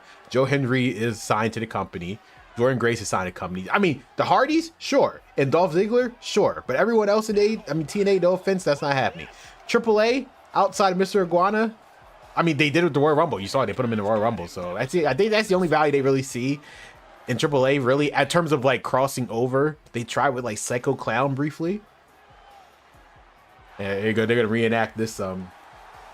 Rock's gonna climb the ladder into the crowd, and Mankind's coming up after him. I know this appears to be like a playthrough of Attitude Era mode for the stream, but again, we're almost done. I just want to showcase one more match for Attitude Era mode. We're going to get to the nitty gritty of 13. There's more to talk about than 13. Be careful, Rock. Be careful. It seems like I'm just doing a playthrough of Attitude Era mode, but that's not the case. There's the reason I'm showing you all of this. But we're almost done, guys. We're going to get to the real heart of the matter of 13. But it's just fun to show because, again, what other game has done something like this? Showcasing the era's full history. But yeah, back to Roman. I know I got off topic for a second. Back to Roman. It just they boot. When you force like John Cena, at least the argument with John Cena. I guess here's the problem. I think Vince McMahon read the situation wrong. When Roman got cheered at the previous Royal Rumble. I mean, granted, it was quite clear based on what CM Punk said anyway. Vince was pulling for Roman regardless of how the fans reacted to him. The Royal Rumble did not help that, but I'm talking about the 2014 one when the last two was him and Batista. They weren't cheering Roman Reigns because they liked them. They cheered Roman Reigns because Dan Bryan wasn't part of the goddamn Royal Rumble. They booed the hell out of Rey Mysterio. You think they were gonna boo Rey Mysterio because they hated Rey Mysterio? No, they booed Rey Mysterio because Daniel Bryan was in the Rumble. That year belonged to Daniel Bryan. It was just that simple. So that's why Roman got cheered, because that was their only saving grace from Batista. So Vince McMahon read that wrong, and I guess they immediately, all right, put the strap on Roman. 13 times. How am I supposed to count that? Is this chair gonna break? Let's try. Why are you running? 1, 2, 3, 4. At least it's accurate. I think that's 4, 5, 6. No, 6. At least it's accurate. 7. God damn it. You give Mankind lemons and he smashes them over your head. But I got locked in for this. Instead of I still call them by WWE even when they're in a different company. No, I mean, just that's how people know them. People are like, oh, that's their slave name. You know, people stupid on the internet say some dumb stuff like that. It's like, you can't be mad at people who remember them for what they're known for. Like, you have to do it in the ring. No way. Oh my God, I just read it. God damn it. You're right. Thank you. I would have been so mad. I hit 13. Oh man, which is so stupid because it started. I know the chair side started in the ring and they ended up on the stage, but that's so dumb. Why can't I just do it on the? It should have been in both options. But thank you. I would have been so mad hitting 13. Now I understand why Mankind was going to the ring. He was pre-programmed to go to the ring. I don't know why I was stopping him from doing that. Thank you. Thank you. I would have been so mad. At least this chair is, God damn it. At least this chair is indestructible. Oh, come on. I can't grab it. Okay, different approach. There we go. 1. Hopefully I counted. Oh damn. That's some blood right there. Get out the way. There we go. You hear it. You hear it. You hear it. You hear it. Now I don't think he's blocking these. Oh, it makes sense. He wasn't he was blocking. Oh, now he is. I'm about to say he was blocking more on the outside. I stopped counting. Would have got booed if he returned to Rumble instead of weeks before. He wouldn't have gotten booed. Yeah, you're right. He wouldn't have gotten booed if he just appeared at the Rumble and won it, because it would have been a shock. He would have been less mad about it. But since they knew he was coming and since it was quite clear he was going to win the Rumble, because obviously that got leaked, that's why he pretty much got booed. It was just a bad time all around. You know what didn't help after the fact? CM Punk left. It was just a perfect storm. CM Punk left the a day later. Kwame. It just that amplified the hatred for what they were doing with Batista and Randy Orton. It did not help. It did not help at all. All right, one more match, guys. Where we're getting to the thick of it, and we gotta end it obviously with Stone Cold and The Rock. But overall, though, again, Add to Hero Mode and 30 Years WrestleMania, the best storytellings in a wrestling video game. If you want to spend hours just going through WWE history playing a video game, these two are the best ways to do it. These two are basically the best ways to do it. The only good showcase is 2K15 and 16, honest to God. Everything else after that is just absolutely horrible. 2K26, because of CM Punk, I tolerated, but honest to God, 2K15 and 16 showcase are the best showcases. That is pretty much it.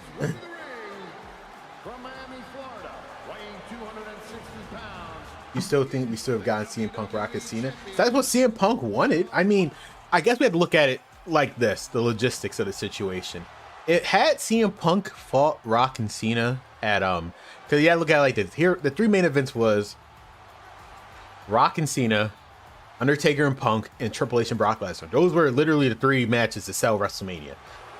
What was Undertaker? Who was Undertaker going to face at WrestleMania if it wasn't Punk? Jericho? I guess. But Vince wanted Jericho to fight Fandango. Well, I mean, I love Fandango. Don't get me wrong. I'm just saying. Unless it was going to be Jericho, who else is Undertaker going to face? You got to look at that situation. I mean, again, it could have been Jericho, but like the story, I think the story was always Rock and Cena, whether people wanted it that way or not. Like again, the story with Roman, it was pretty much the same thing with Roman and Cody. It was always the story is Roman and Cody. That's why they had to do it back to back at WrestleMania. That was the story. Punk even said even if he was in there for a minute, he just wanted to main event WrestleMania. It's good, but it worked out in the end. 10 years later, now he main evented 2 times in a row at WrestleMania 41 and WrestleMania 42 on both night 1 and night 2. Only one other person could say that. 2 other people could say that. Roman and Cody. Yeah, Roman and Cody are the other 2 people that could say they main evented both night 1 and night 2. So he just came back to the company not even 3 years ago.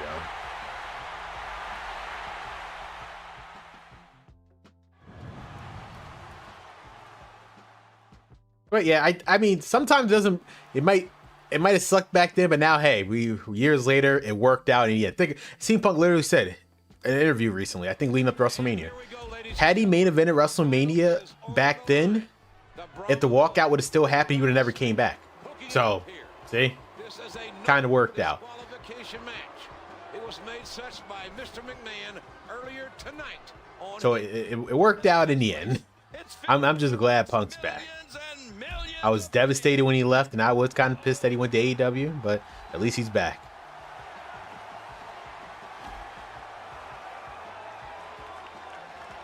And the Rock's taking a little water break here.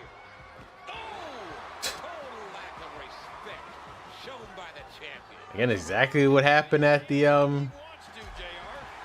It's exactly what happened in real life. The accuracy of it. And again, thankfully it got JR doing this, even though he wasn't active commentating at the time. Because just imagine Michael Cole being right there. It would have sucked. No offense to Michael Cole, but just him being in that spot right there. Where it just took the immersion out of the mode itself, where it's trying to tell history. Rock holding the camera. Yes, in 2K16 as well. It's like, again, 2K15 and 16, it peaked with the showcase. And then that's it.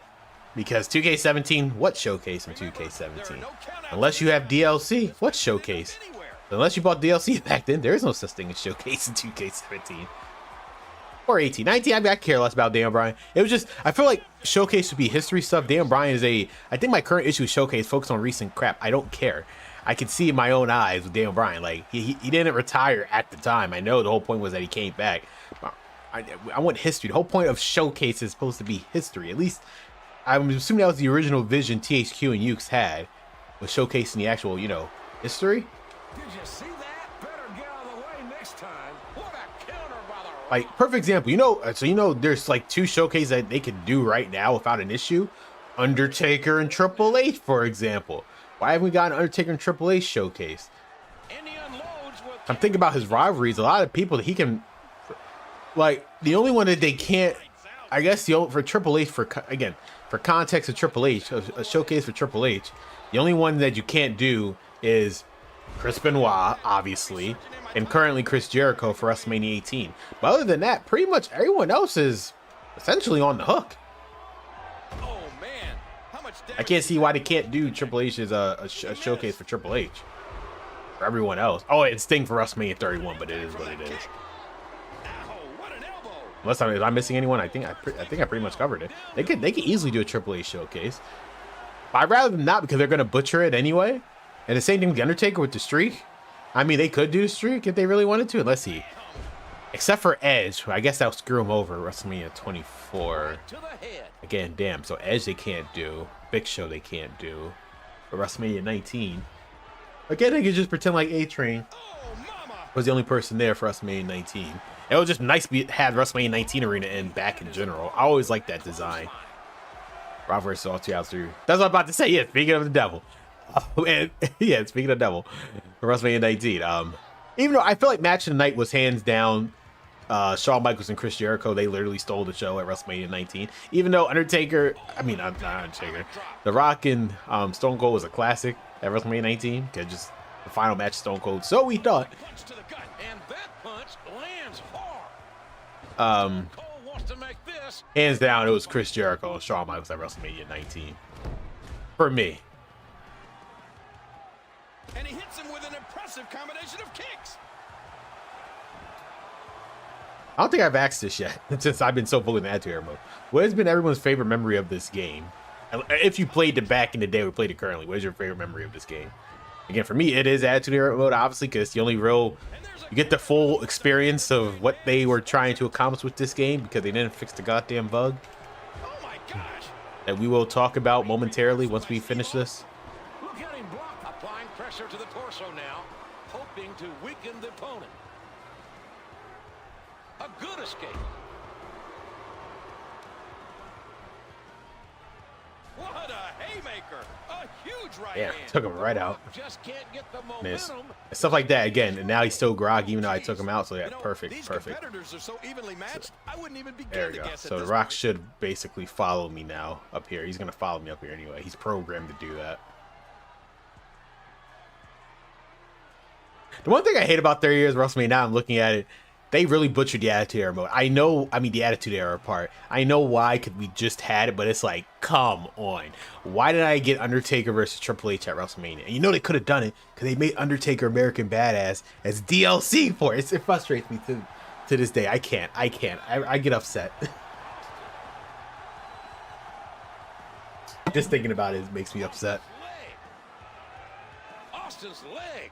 That heavily braced right knee. Oh yeah, that did it. Right across that steel support, holding the lights there.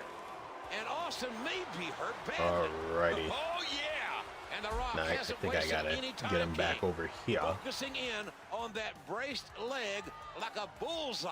And that's why The Rock is the champ. Come on. The Get stakes over here. cannot be any higher.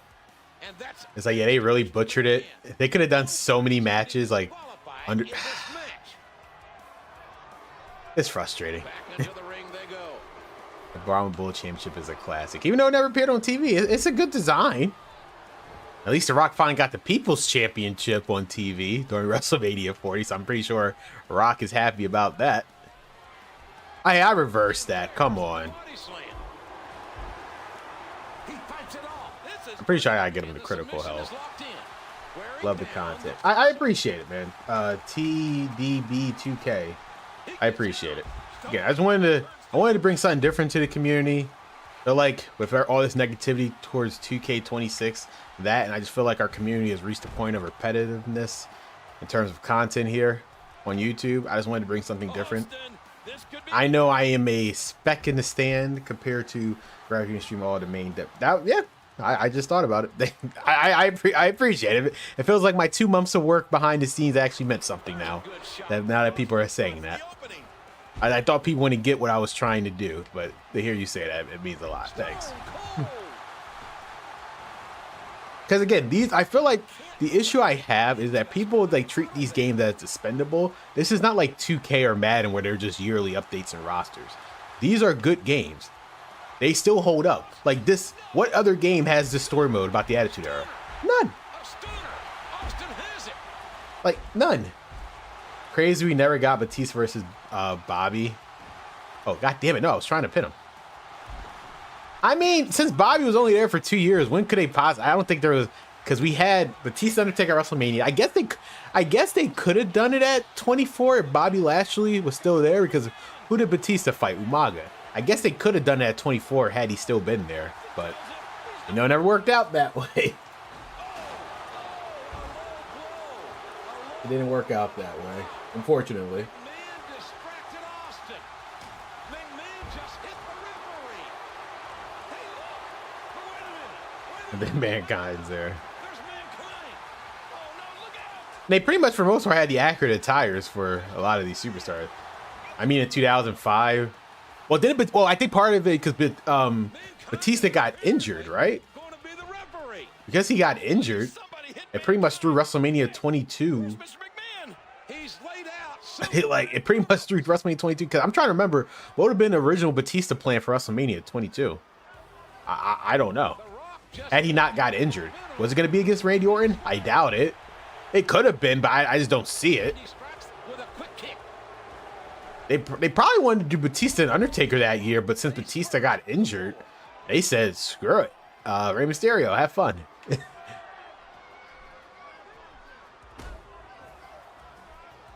And am I going to hit it? Yep, got it. Boom, baby. If Rock kicks out, I want to laugh. And he kicked out. Wait, this is what I said. Oh, you saw that? This is what I meant.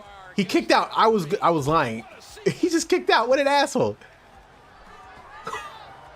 I called it. Remember Austin versus... Yep, and it's in this game accurately as well. All the moments of that match. Even the debut of Paul White. It's like they care because developers care.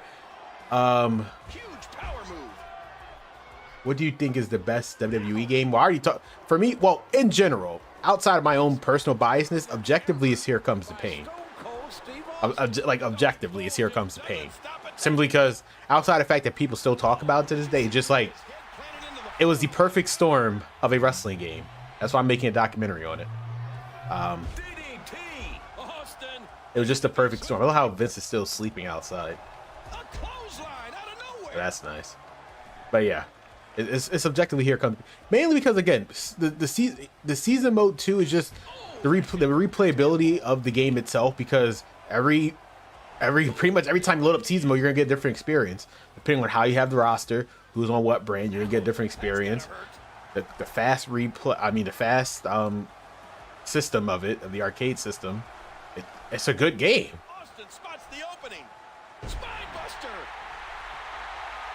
We're ending this on a stunner. I mean, I could just pin you, Rock, but we're ending this on a stunner. We have to. We have to make it accurate. Can't believe he kicked out of the stunner. He ain't gonna kick out of this one, though. I made sure to use that one instead of the one they have as a default finish. Damn, Mankind's ass is in the way of the pinfall. And we have completed Attitude Era mode. So, as I said, to best experience WWE 13, you want to play Attitude Era mode. Why do I say that? Well, WWE 13 unfortunately suffers from an infamous bug known as the 2-count glitch. So what that is, allow me to show you. Instead of me talking about it, why not just show you? You CM Punk. And yeah, this game that had infinite finishers, by the way, so we're going to use that. And for the sake of this, we're just going to use... Jesus, who should we pick? So many good superstars. I don't know. Who? Kevin Nash, why not? Screw it, why not? Yeah, I think CM Punk would like this anyway. Again, they had the max experience, the normal, quick, and epic. So epic, it's supposed to be like your 30-minute classics, right? Or even normal. Why not? We're just gonna pick normal, right? You'll see what I mean in a second. I agree. Here comes Pain 2K14, No Mercy. Again, I've never experienced No Mercy outside of playing it recently, so I know people say it's a good game, but just not to me. I'm gonna give it a chance one day, actually play it for what it is. But yeah, you're right. 2K14, shut your... I always say, if Here Comes the Pain did not exist, I would say shut your mouth would have been Here Comes the Pain position if it wasn't here for Here Comes the Pain. The outside were good games. Which had the best soundtrack? It's always a tie between the original SmackDown versus Raw in 2007, but I still have to give it to 2007. Here's what I mean about the infinite 2-count glitch. One, and he immediately kicks out. There are no such thing as 2 counts in this game.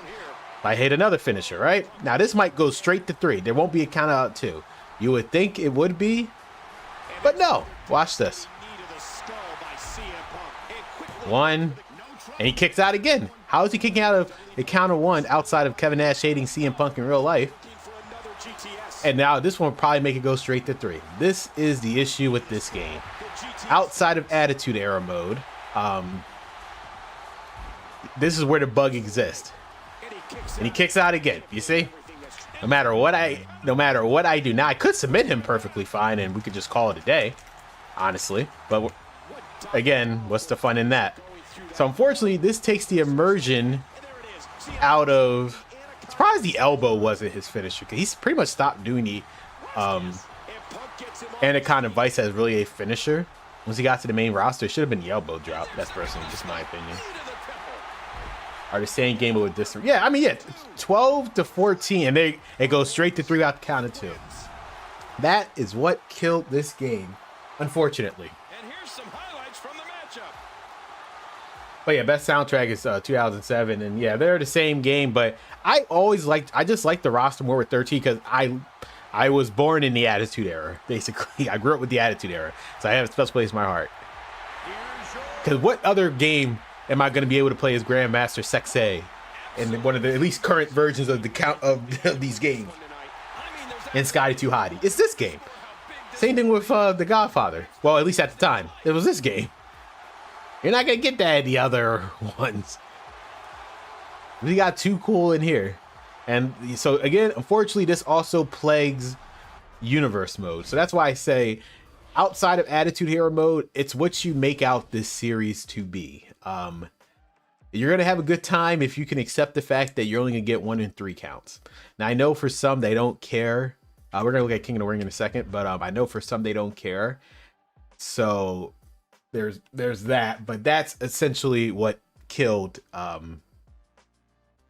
13 for me. That's what made me go back to do universe mode in 12 during this time period. Now, again, for the company, however, they understood it at first. So I mean, for those who was living during that time, there was like some community manager named like Ardry or whatever, and he was arguing that there was no such thing as the glitch. But when we finally showed them video proof, it was like, yeah, there's a glitch for the infamous 2 count. And then they finally caved. It was like, all right, we're gonna patch it, right? Now, as you just saw, the 2 count glitch is still there, right? They never patched it. Why didn't they patch it? Well, I would imagine it's hard to patch if the company's filing for Chapter 11 bankruptcy.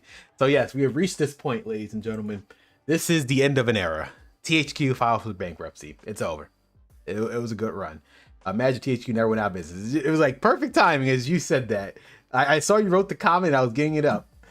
Perfect timing. Unfortunately, on December 19, 2012, they filed for bankruptcy. It was a good run. The company that had Saints Row, Metro, which my brother's actually currently playing, and the WWE series was over. Now, you probably ask yourself why. There's basically 2 major reasons.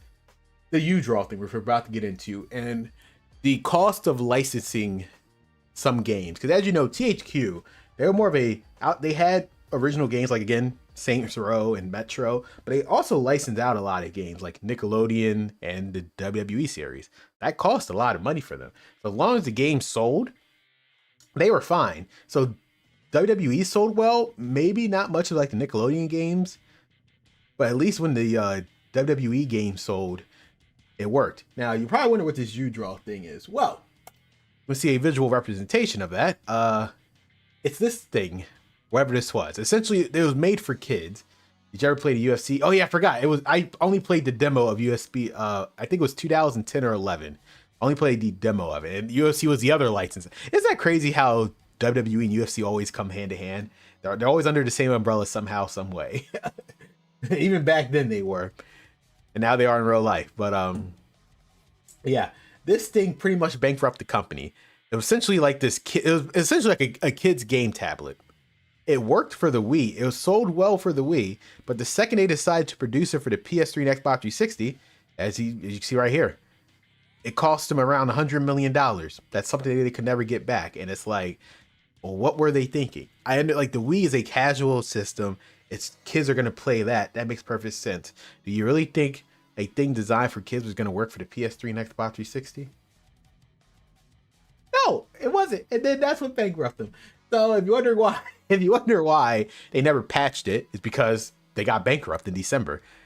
They never had the time. So and then once 2K bought the license, we're going to talk more about that tomorrow with 2K14.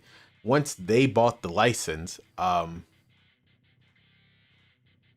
their top priority was to just get the DLC out for the game, because that's a whole nother can of worms, not fulfilling the DLC obligations of people who already paid for it. That was their sole priority, to get that and then focus on 2K14. So if you wonder why they never so unfortunately 13 will always be cursed by the fact that THQ went bankrupt, so we never got the patched version of this game. So what if the 2 count glitch actually worked? I think I probably would have went on 13, because again, the universe mode thing, it worked. Those branching storylines that only one person ever got in real life, and they uploaded on YouTube. Paul even really sold that one to us.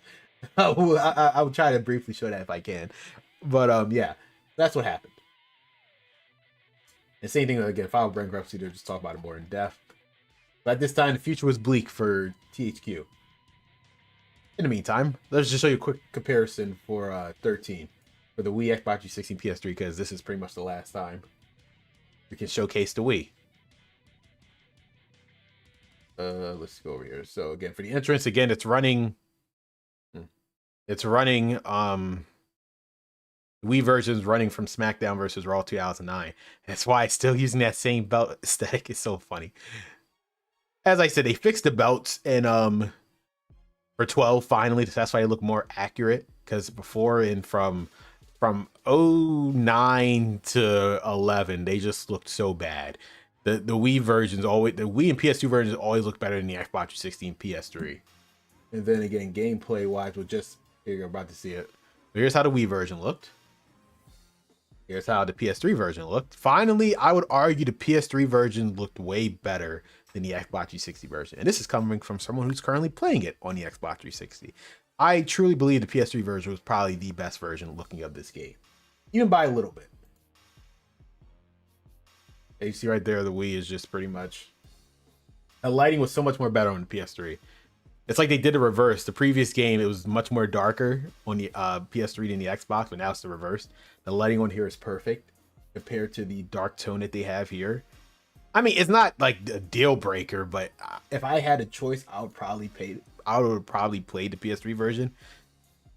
I didn't have a PS3 until like 2014, and by that point, I already moved on to the Xbox One. So speaking of DLC, let's go over DLC. Yes, Antonio Cesaro, when he was named that. Mike Tyson, again, quick rant, my frustration with pre-order bonus DLC. They're in the game, as I showed you. Mike Tyson was literally in the Attitude Era mode with Shawn Michaels and Stone Cold Steve Austin. How can you have someone in the story mode of a game that is supposedly DLC, and you can only get them via DLC? It's like they lock them. It's like, it's so stupid. They're on the disc. They are there. They purposely locked them out for you just to pre-order game. For what? It makes no sense. And then since they don't make them available after launch, or you're basically screwed if you never bought it during that year time period, especially when 2K were going bankrupt, you can't play as Mike Tyson. So there's that. The Attitude Era stars Gangrel's last appearance in a WWE game. So is Grandmaster Sexay. Rikishi eventually comes back. Sky Too Hottie, and also the last appearance of Val Venez.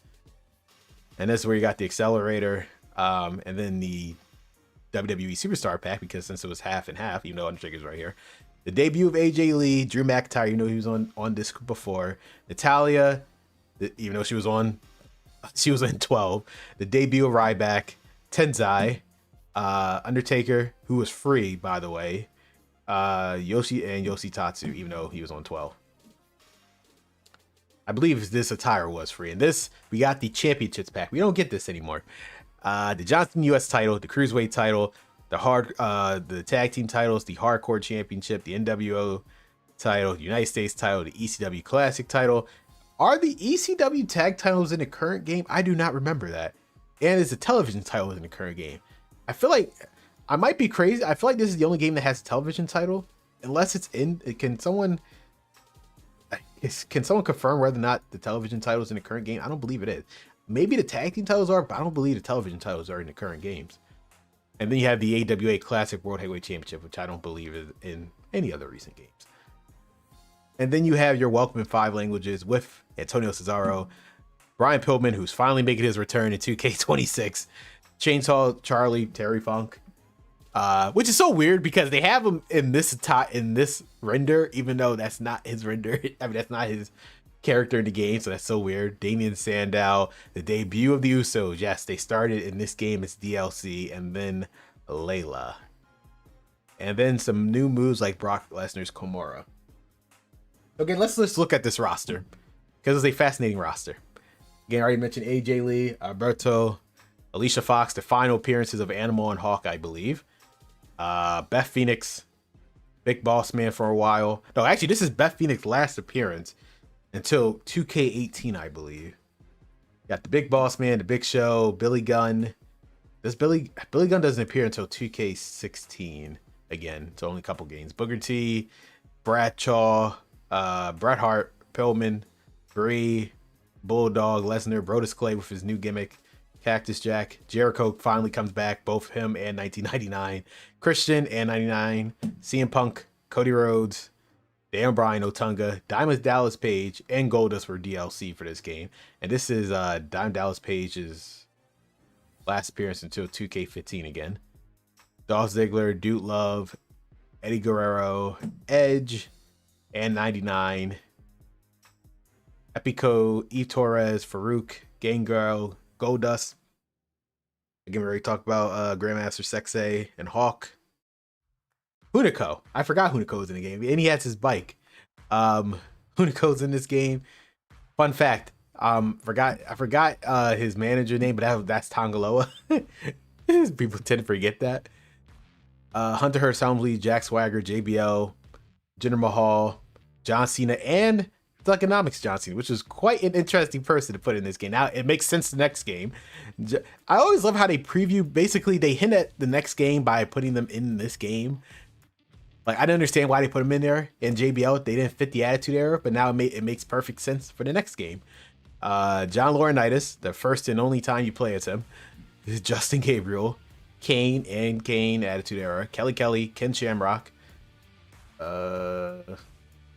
Karma, which I believe is her last appearance, Kofi, Layla, Lita, and 2000, even though they're basically the same person. Honest to God, I don't really know the difference here.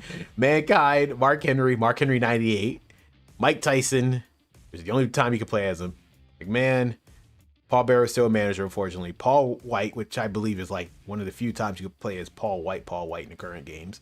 Primo, R-Truth, Randy Orton, Rey Mysterio, Rikishi, Road Dogg, Ryback, Santino Marella. This is Road Dogg's last appearance until 2K17, actually. Ryback, Santino, Sky Too Hottie, Shane. Like, this was a big ass roster. I miss when WWE games had physical special editions collectibles. It's all about profit, man. I mean, I think after the disaster with 2K20's collectibles, because like people didn't even get their signed autograph by Edge or whatnot, they figure we can make more money digital. It's not just. I'm not gonna just say it's 2K. It's just in general. When last time you don't get physical collector edition unless they cost like $200 or $300 from like certain companies, from like niche games, or unless they're high profile. Fortunately, WWE games aren't as high profile as they used to be, so they're not gonna get that. Plus, again, they make more money with the My Faction in the island. So there's that. Shawn Michaels, Sheamus, Sin Cara, Stephanie McMahon. We finally got her Attitude Era look back with 2K26. Steve Austin, I believe Ted DiBiase's last appearance, Tenzai, the Godfather, Great Khali's last appearance, I believe, until, what was it, 2K25? I think this was Great Khali's last appearance. The Miz, The Rock, Triple H, Trish Stratus, Undertaker, 3 versions of The Undertaker. I mean, I was loving it. 3 versions of The Undertaker, triple threat, baby.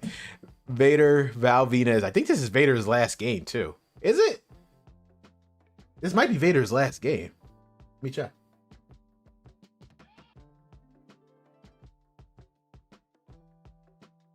Oh, no. I'm tripping. He's in the current games? Really? This is his last game until 16. Wow. I am not paying attention. Have I missed Vader? Huh. Well, he was DLC at 22. That's why I forgot. Really? I missed Vader that much? Why did I never notice Vader in the current roster? That's very interesting, huh? Well, show how much I pay attention to stuff. Well, to be fair, the rosters are very big nowadays, so that's on me. That's 100% on me. Val Venus, Wade Barrett, X-Pac, Yoshitatsu, and Zack Ryder. Is this X-Pac's? Jesus Christ, I think this was X-Pac's last appearance till 2K22, I think.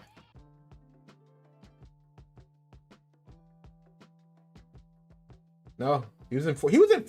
He was DLC. That's why I don't remember.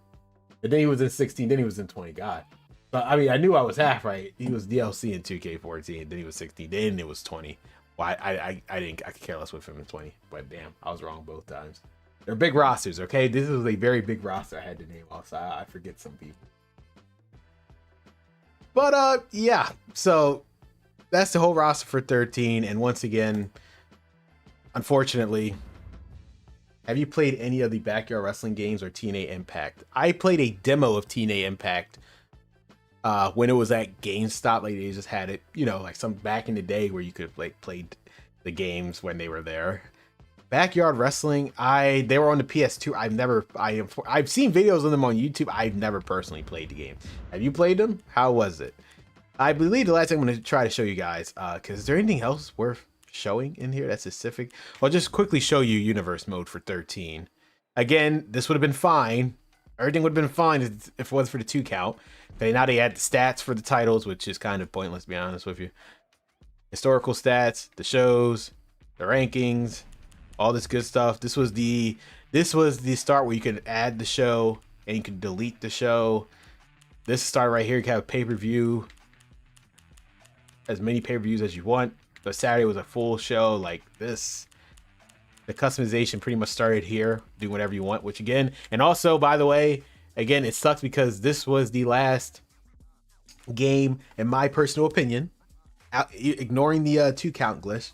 Ignoring the 2 count glitch. This was the last game to have the universe mode how I want it. You'll see what I'm talking about with 2K14. I know people praise 2K14, and it has the right to be praised. But that game killed universe mode, and we're going to talk about that when we get tomorrow with 2K14. AEW Fight Forever. My brother has that game. He's an AEW fan. And this is what I mean, where it's like, I understand why people like No Mercy, but I feel like the gameplay is dated with No Mercy.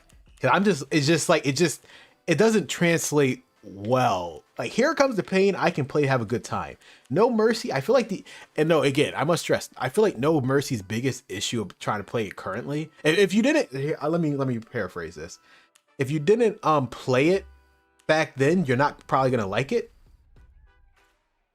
You're probably not gonna like it if you never played it back then. Obviously, you played it, you had probably no issue with AEW Fight Forever, but I feel like it's more of the issue with the controls, but it has something to do with the Nintendo 64. So, like, that's just personally my opinion. I just feel like No Mercy's kind of dated. It just doesn't. It's a hard game to play if you never played it back then. Personally, I'm going to try to eventually give it a chance on stream. Maybe if you guys want to see that, me attempting to play No Mercy on stream one of these days. I'll try to be here tomorrow. I appreciate it, Sarah. Thank you for being here this whole time. When they get rid of Superstars, they didn't get rid of Superstars until Jesus. They didn't get rid of Superstars until the start of the second brand split in 2016, because basically what they did was Superstars was for Raw and Main Event was for SmackDown, but then they just said screw all that, and they just had, because once they had 205 Live, they killed off Superstars and had 205 Live there. So Superstars didn't end until Superstars was there for damn near a decade, until 205 Live came in and they replaced it. I was a SmackDown guy, so I was able to watch SmackDown, Velocity, and Heat, but not Raw when I was a kid because my family didn't have the money. But yeah, I just want to show off universe mode again. The rivalry stuff right there. It's a fine, again, if you can ignore the infamous 2 count. This game is a fun time outside of the infamous 2 count glitch. It's a fun time. All right, 13 is a fun game. But if you can't deal with the 2, maybe it's just the wrestling fan inside of me. I love how John Cena Rock is just giving away free on Raw, by the way. Absolutely hilarious. Maybe I should play this. That's absolutely hilarious. But if otherwise, this game is just best worth playing Attitude Era mode. That's pretty much it. That's all I could pretty much tell you. That's what it's worth. Added to their remote, but that's still like a good 5 or 6 hours of fun in and of itself, give or take. And then play mode, just when they brought back. So actually, this is going to be relevant when we talk about a future 2K title, which we will get to. Which we will get to. They brought back 3 match types: Hell in a Cell. I mean, not Hell in a Cell. Jesus Christ. The I Quit match, special guest referee, and I Quit. The I Quit match, special guest referee, and the King in the Ring. They brought those match types back. Would you believe me if I told you they didn't present it in a way where it's like that was the main selling point? They just brought it back because they just brought the match types back. I'm bringing this up for a very specific reason.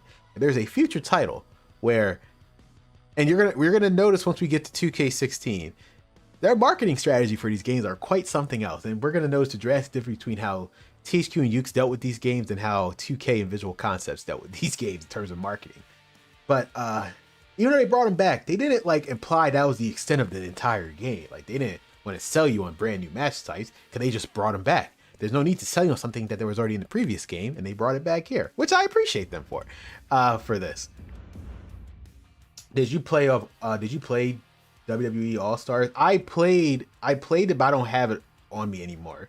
Me and my brother used to play the demo of a lot of that, but I don't currently have it. I might buy it again, but I don't currently have it on me. Maybe that's something I can look to in the future.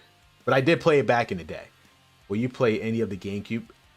This event was specifically just for the main series. I do attend on in the future, maybe in a month or so. Don't quote me on that.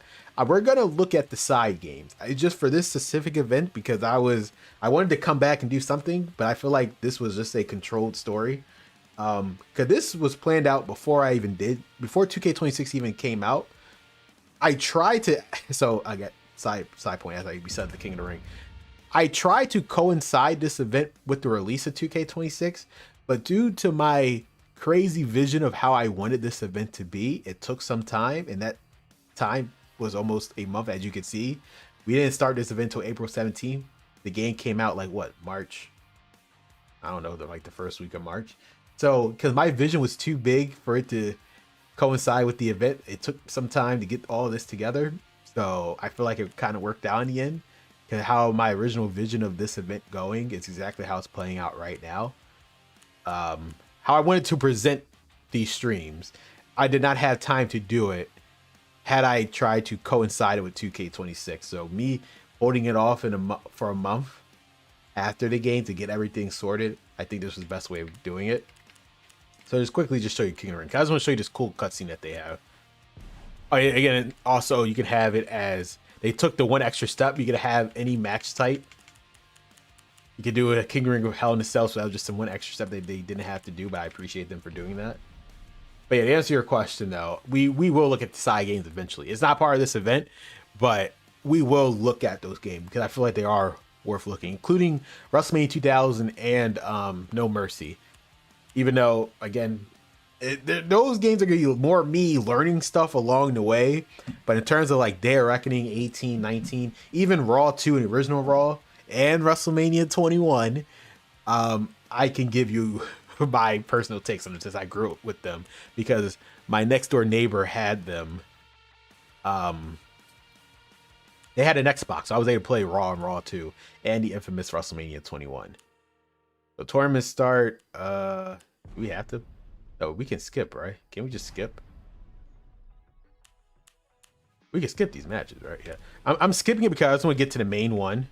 Okay, we're just gonna get to the cutscene. So Sheamus or the Miz? Who should I be? Well, we'll do King Sheamus. Actually, we'll do King Miz. That's never been a thing before. We're just gonna do King Miz real quick.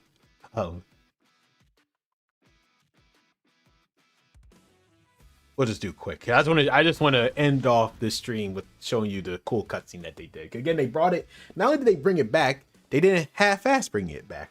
Like another match that they did in when they first brought it back. They didn't half-ass it. They went full-blown presentation. And I can't even skip it. Oh, now I can. I'm about to say they won't even let me skip it until that specific part. And see that special commentary will determine the King of the Ring winner. I skipped it, even though that's cool. What do you think about the product in 2026? My personal opinion, and I guess I can give it to you. So now I guess I should have put it in normal match setting. I don't, in ring wise, it's fine. I know what Triple H is doing. People aren't getting it on a bigger scale. He's booking is in an ironic twist.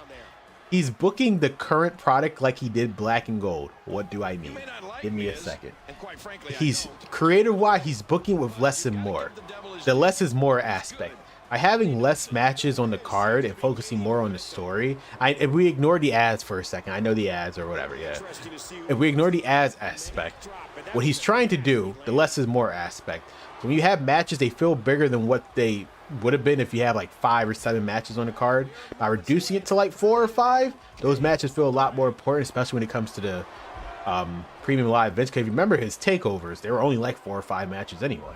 So, and people always remember those takeovers. So he's trying to book it like the main roster, but the problem is people don't like that. So it's not really working as well, but I don't really have an issue with it because I see what he's trying to do. Even if no one else is, I understand it. I like Black and Gold NXT. He's trying to present it that way, make the matches feel way more important when it's less is more. Again, he's trying to do the opposite of what AEW's doing by putting on 12 matches on one night on the pay-per-view. He's trying to do the opposite of just having 5 good matches that everyone's going to remember. And TKO ruined WWE. I mean, they gave him more money than that. You can't, it's a subjective take.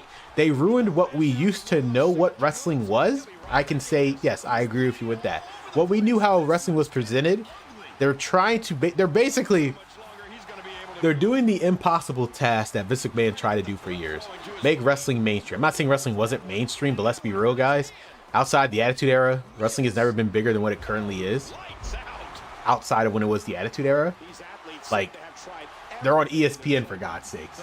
That was never a thought in anyone's mind back in the day.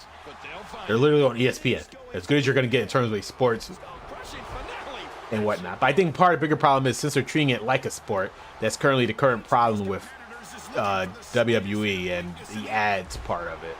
I think the reason why WWE sucks nowadays because of presentation. That's what I said. I'm not disagreeing with you. Storyline, I like the storyline, but the presentation-wise, because they're treating it, you know what's crazy? It's like in a similar. I'm not purposely trying to do this. In a similar vein to what 2K is currently doing with the 2K games. They're trying to put WWE in a sports presentation, even though it's not that. And they're doing the same exact thing with the game. They're trying to treat it as a sport, but it's not, and that's the problem. They're trying to mash it into something that won't fit, and it's like, and they wonder why. They wonder why. It's not a sport. It's because again, wrestling's fake. You can't treat it as a sport if it's already predetermined. That's why it's just so weird. And I just want to show off this thing. This is not in the current games, by the way. I'm not gonna spell doom and gloom there. We'll see. It's a year out. We'll see. I could be wrong. We know what happened. What was it, Crown Jewel 2019? That whole fiasco. I'm not saying you might be wrong or right, but we gotta at least give them a chance. Like the Royal Rumble in Saudi Arabia, people I know complain about that, but honestly, it was a fine show. I don't think anyone actually complained about the show. When it was all said and done, people had no problem with the show. I think they were just peeved off that Royal Rumble was in Saudi Arabia more than anything, because the actual show was perfectly fine. I enjoyed the Royal Rumble. Watching it early, too, was a nice change of pace. I'm back.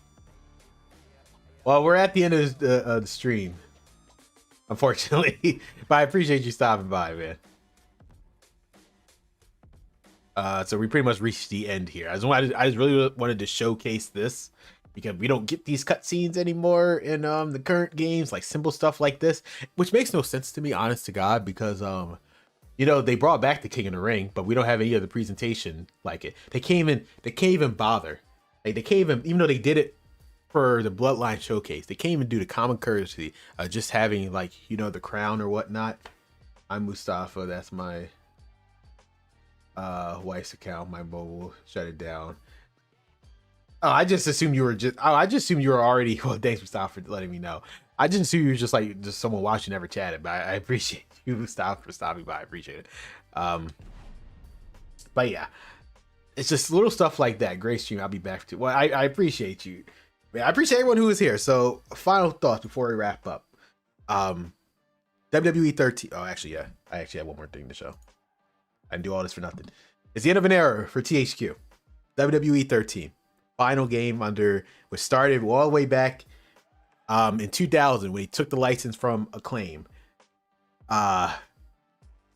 They took it, they ran with it. I think it's safe to say, is it fair to say, under THQ, every main WWE game was either okay to great. There was never a bad game per se. You can look at Just Bring It. It wasn't a bad game, could play just like SmackDown 2. Just the issue was a story mode. It wasn't a bad game by any means. And then same thing with SmackDown vs. Raw 2008. I personally like 08. I know it's like the most divisive SmackDown vs. Raw game of all time. You either love it or hate it, but it wasn't a bad game. And unfortunately, I'm surprised they was able to put it out due to the whole Chris Benoit situation, to be honest with you.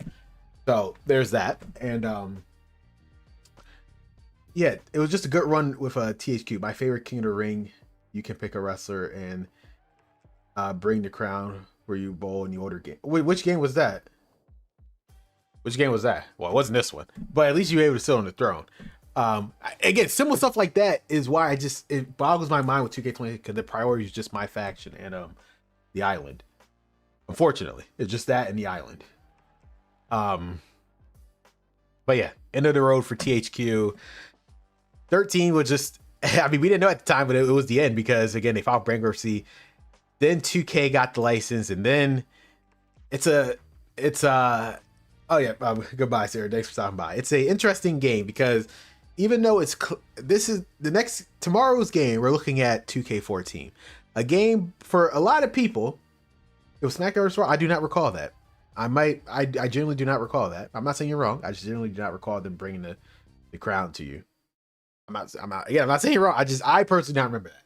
But the next game is 2K14. For a lot of people, 2K14 was essentially, this was as good as it's going to get. Until 2K19, every game after 2K14 is just, we're going down a slippery slope. We're just going down a very good 2K14. Could be, if we were to look at the second coming of Here Comes the Pain, people normally look at either 2K14 or 2K19. So we're going to look at one of the first of those second comings of Here Comes the Pain tomorrow, which is 2K14, which I would consider was the peak before the fall. So thank you for everyone who is here. For those who are watching live, a quick shout out all the way back to the beginning. So thank you, Sarah, for being here. Thank you, Mustafa, for both accounts.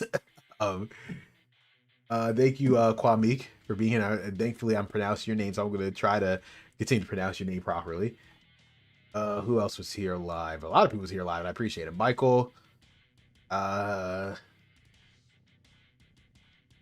gonna go back to the list. It's kind of hard when there's so many people talking. I mean, I'm not complaining.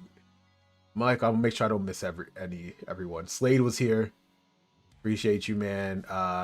Night GR. That's a funny name. I appreciate you first stopping by and saying something. Appreciate it. And again, I don't expect everyone to be here. The fact that you stopped by today means a lot. And TDB2K, thank you for stopping by. I think there's your first time here, and I appreciate you. As well as JB Hardy, After Shadows as well. A lot of people first time stopping by. Again, I don't even know how many days I'm in. I think we're almost 2 weeks in, and you guys are here again. I just don't know what to say. Thank you guys. Made this event worth it. I really thought I was gonna be talking to myself for 25 days straight. Would have been the first time. But thank you all. We're gonna be back. I just got it at the end to say hi. Bye. Appreciate you, man. Again, you stopped by. It means a lot. But we not gonna hold you guys any longer. I know South was from Iraq, so Jesus Christ, probably 5 o'clock in the morning. Thank you guys. Yep. Have a good night. We'll stop by tomorrow. We'll talk about 2K14, the peak before the fall.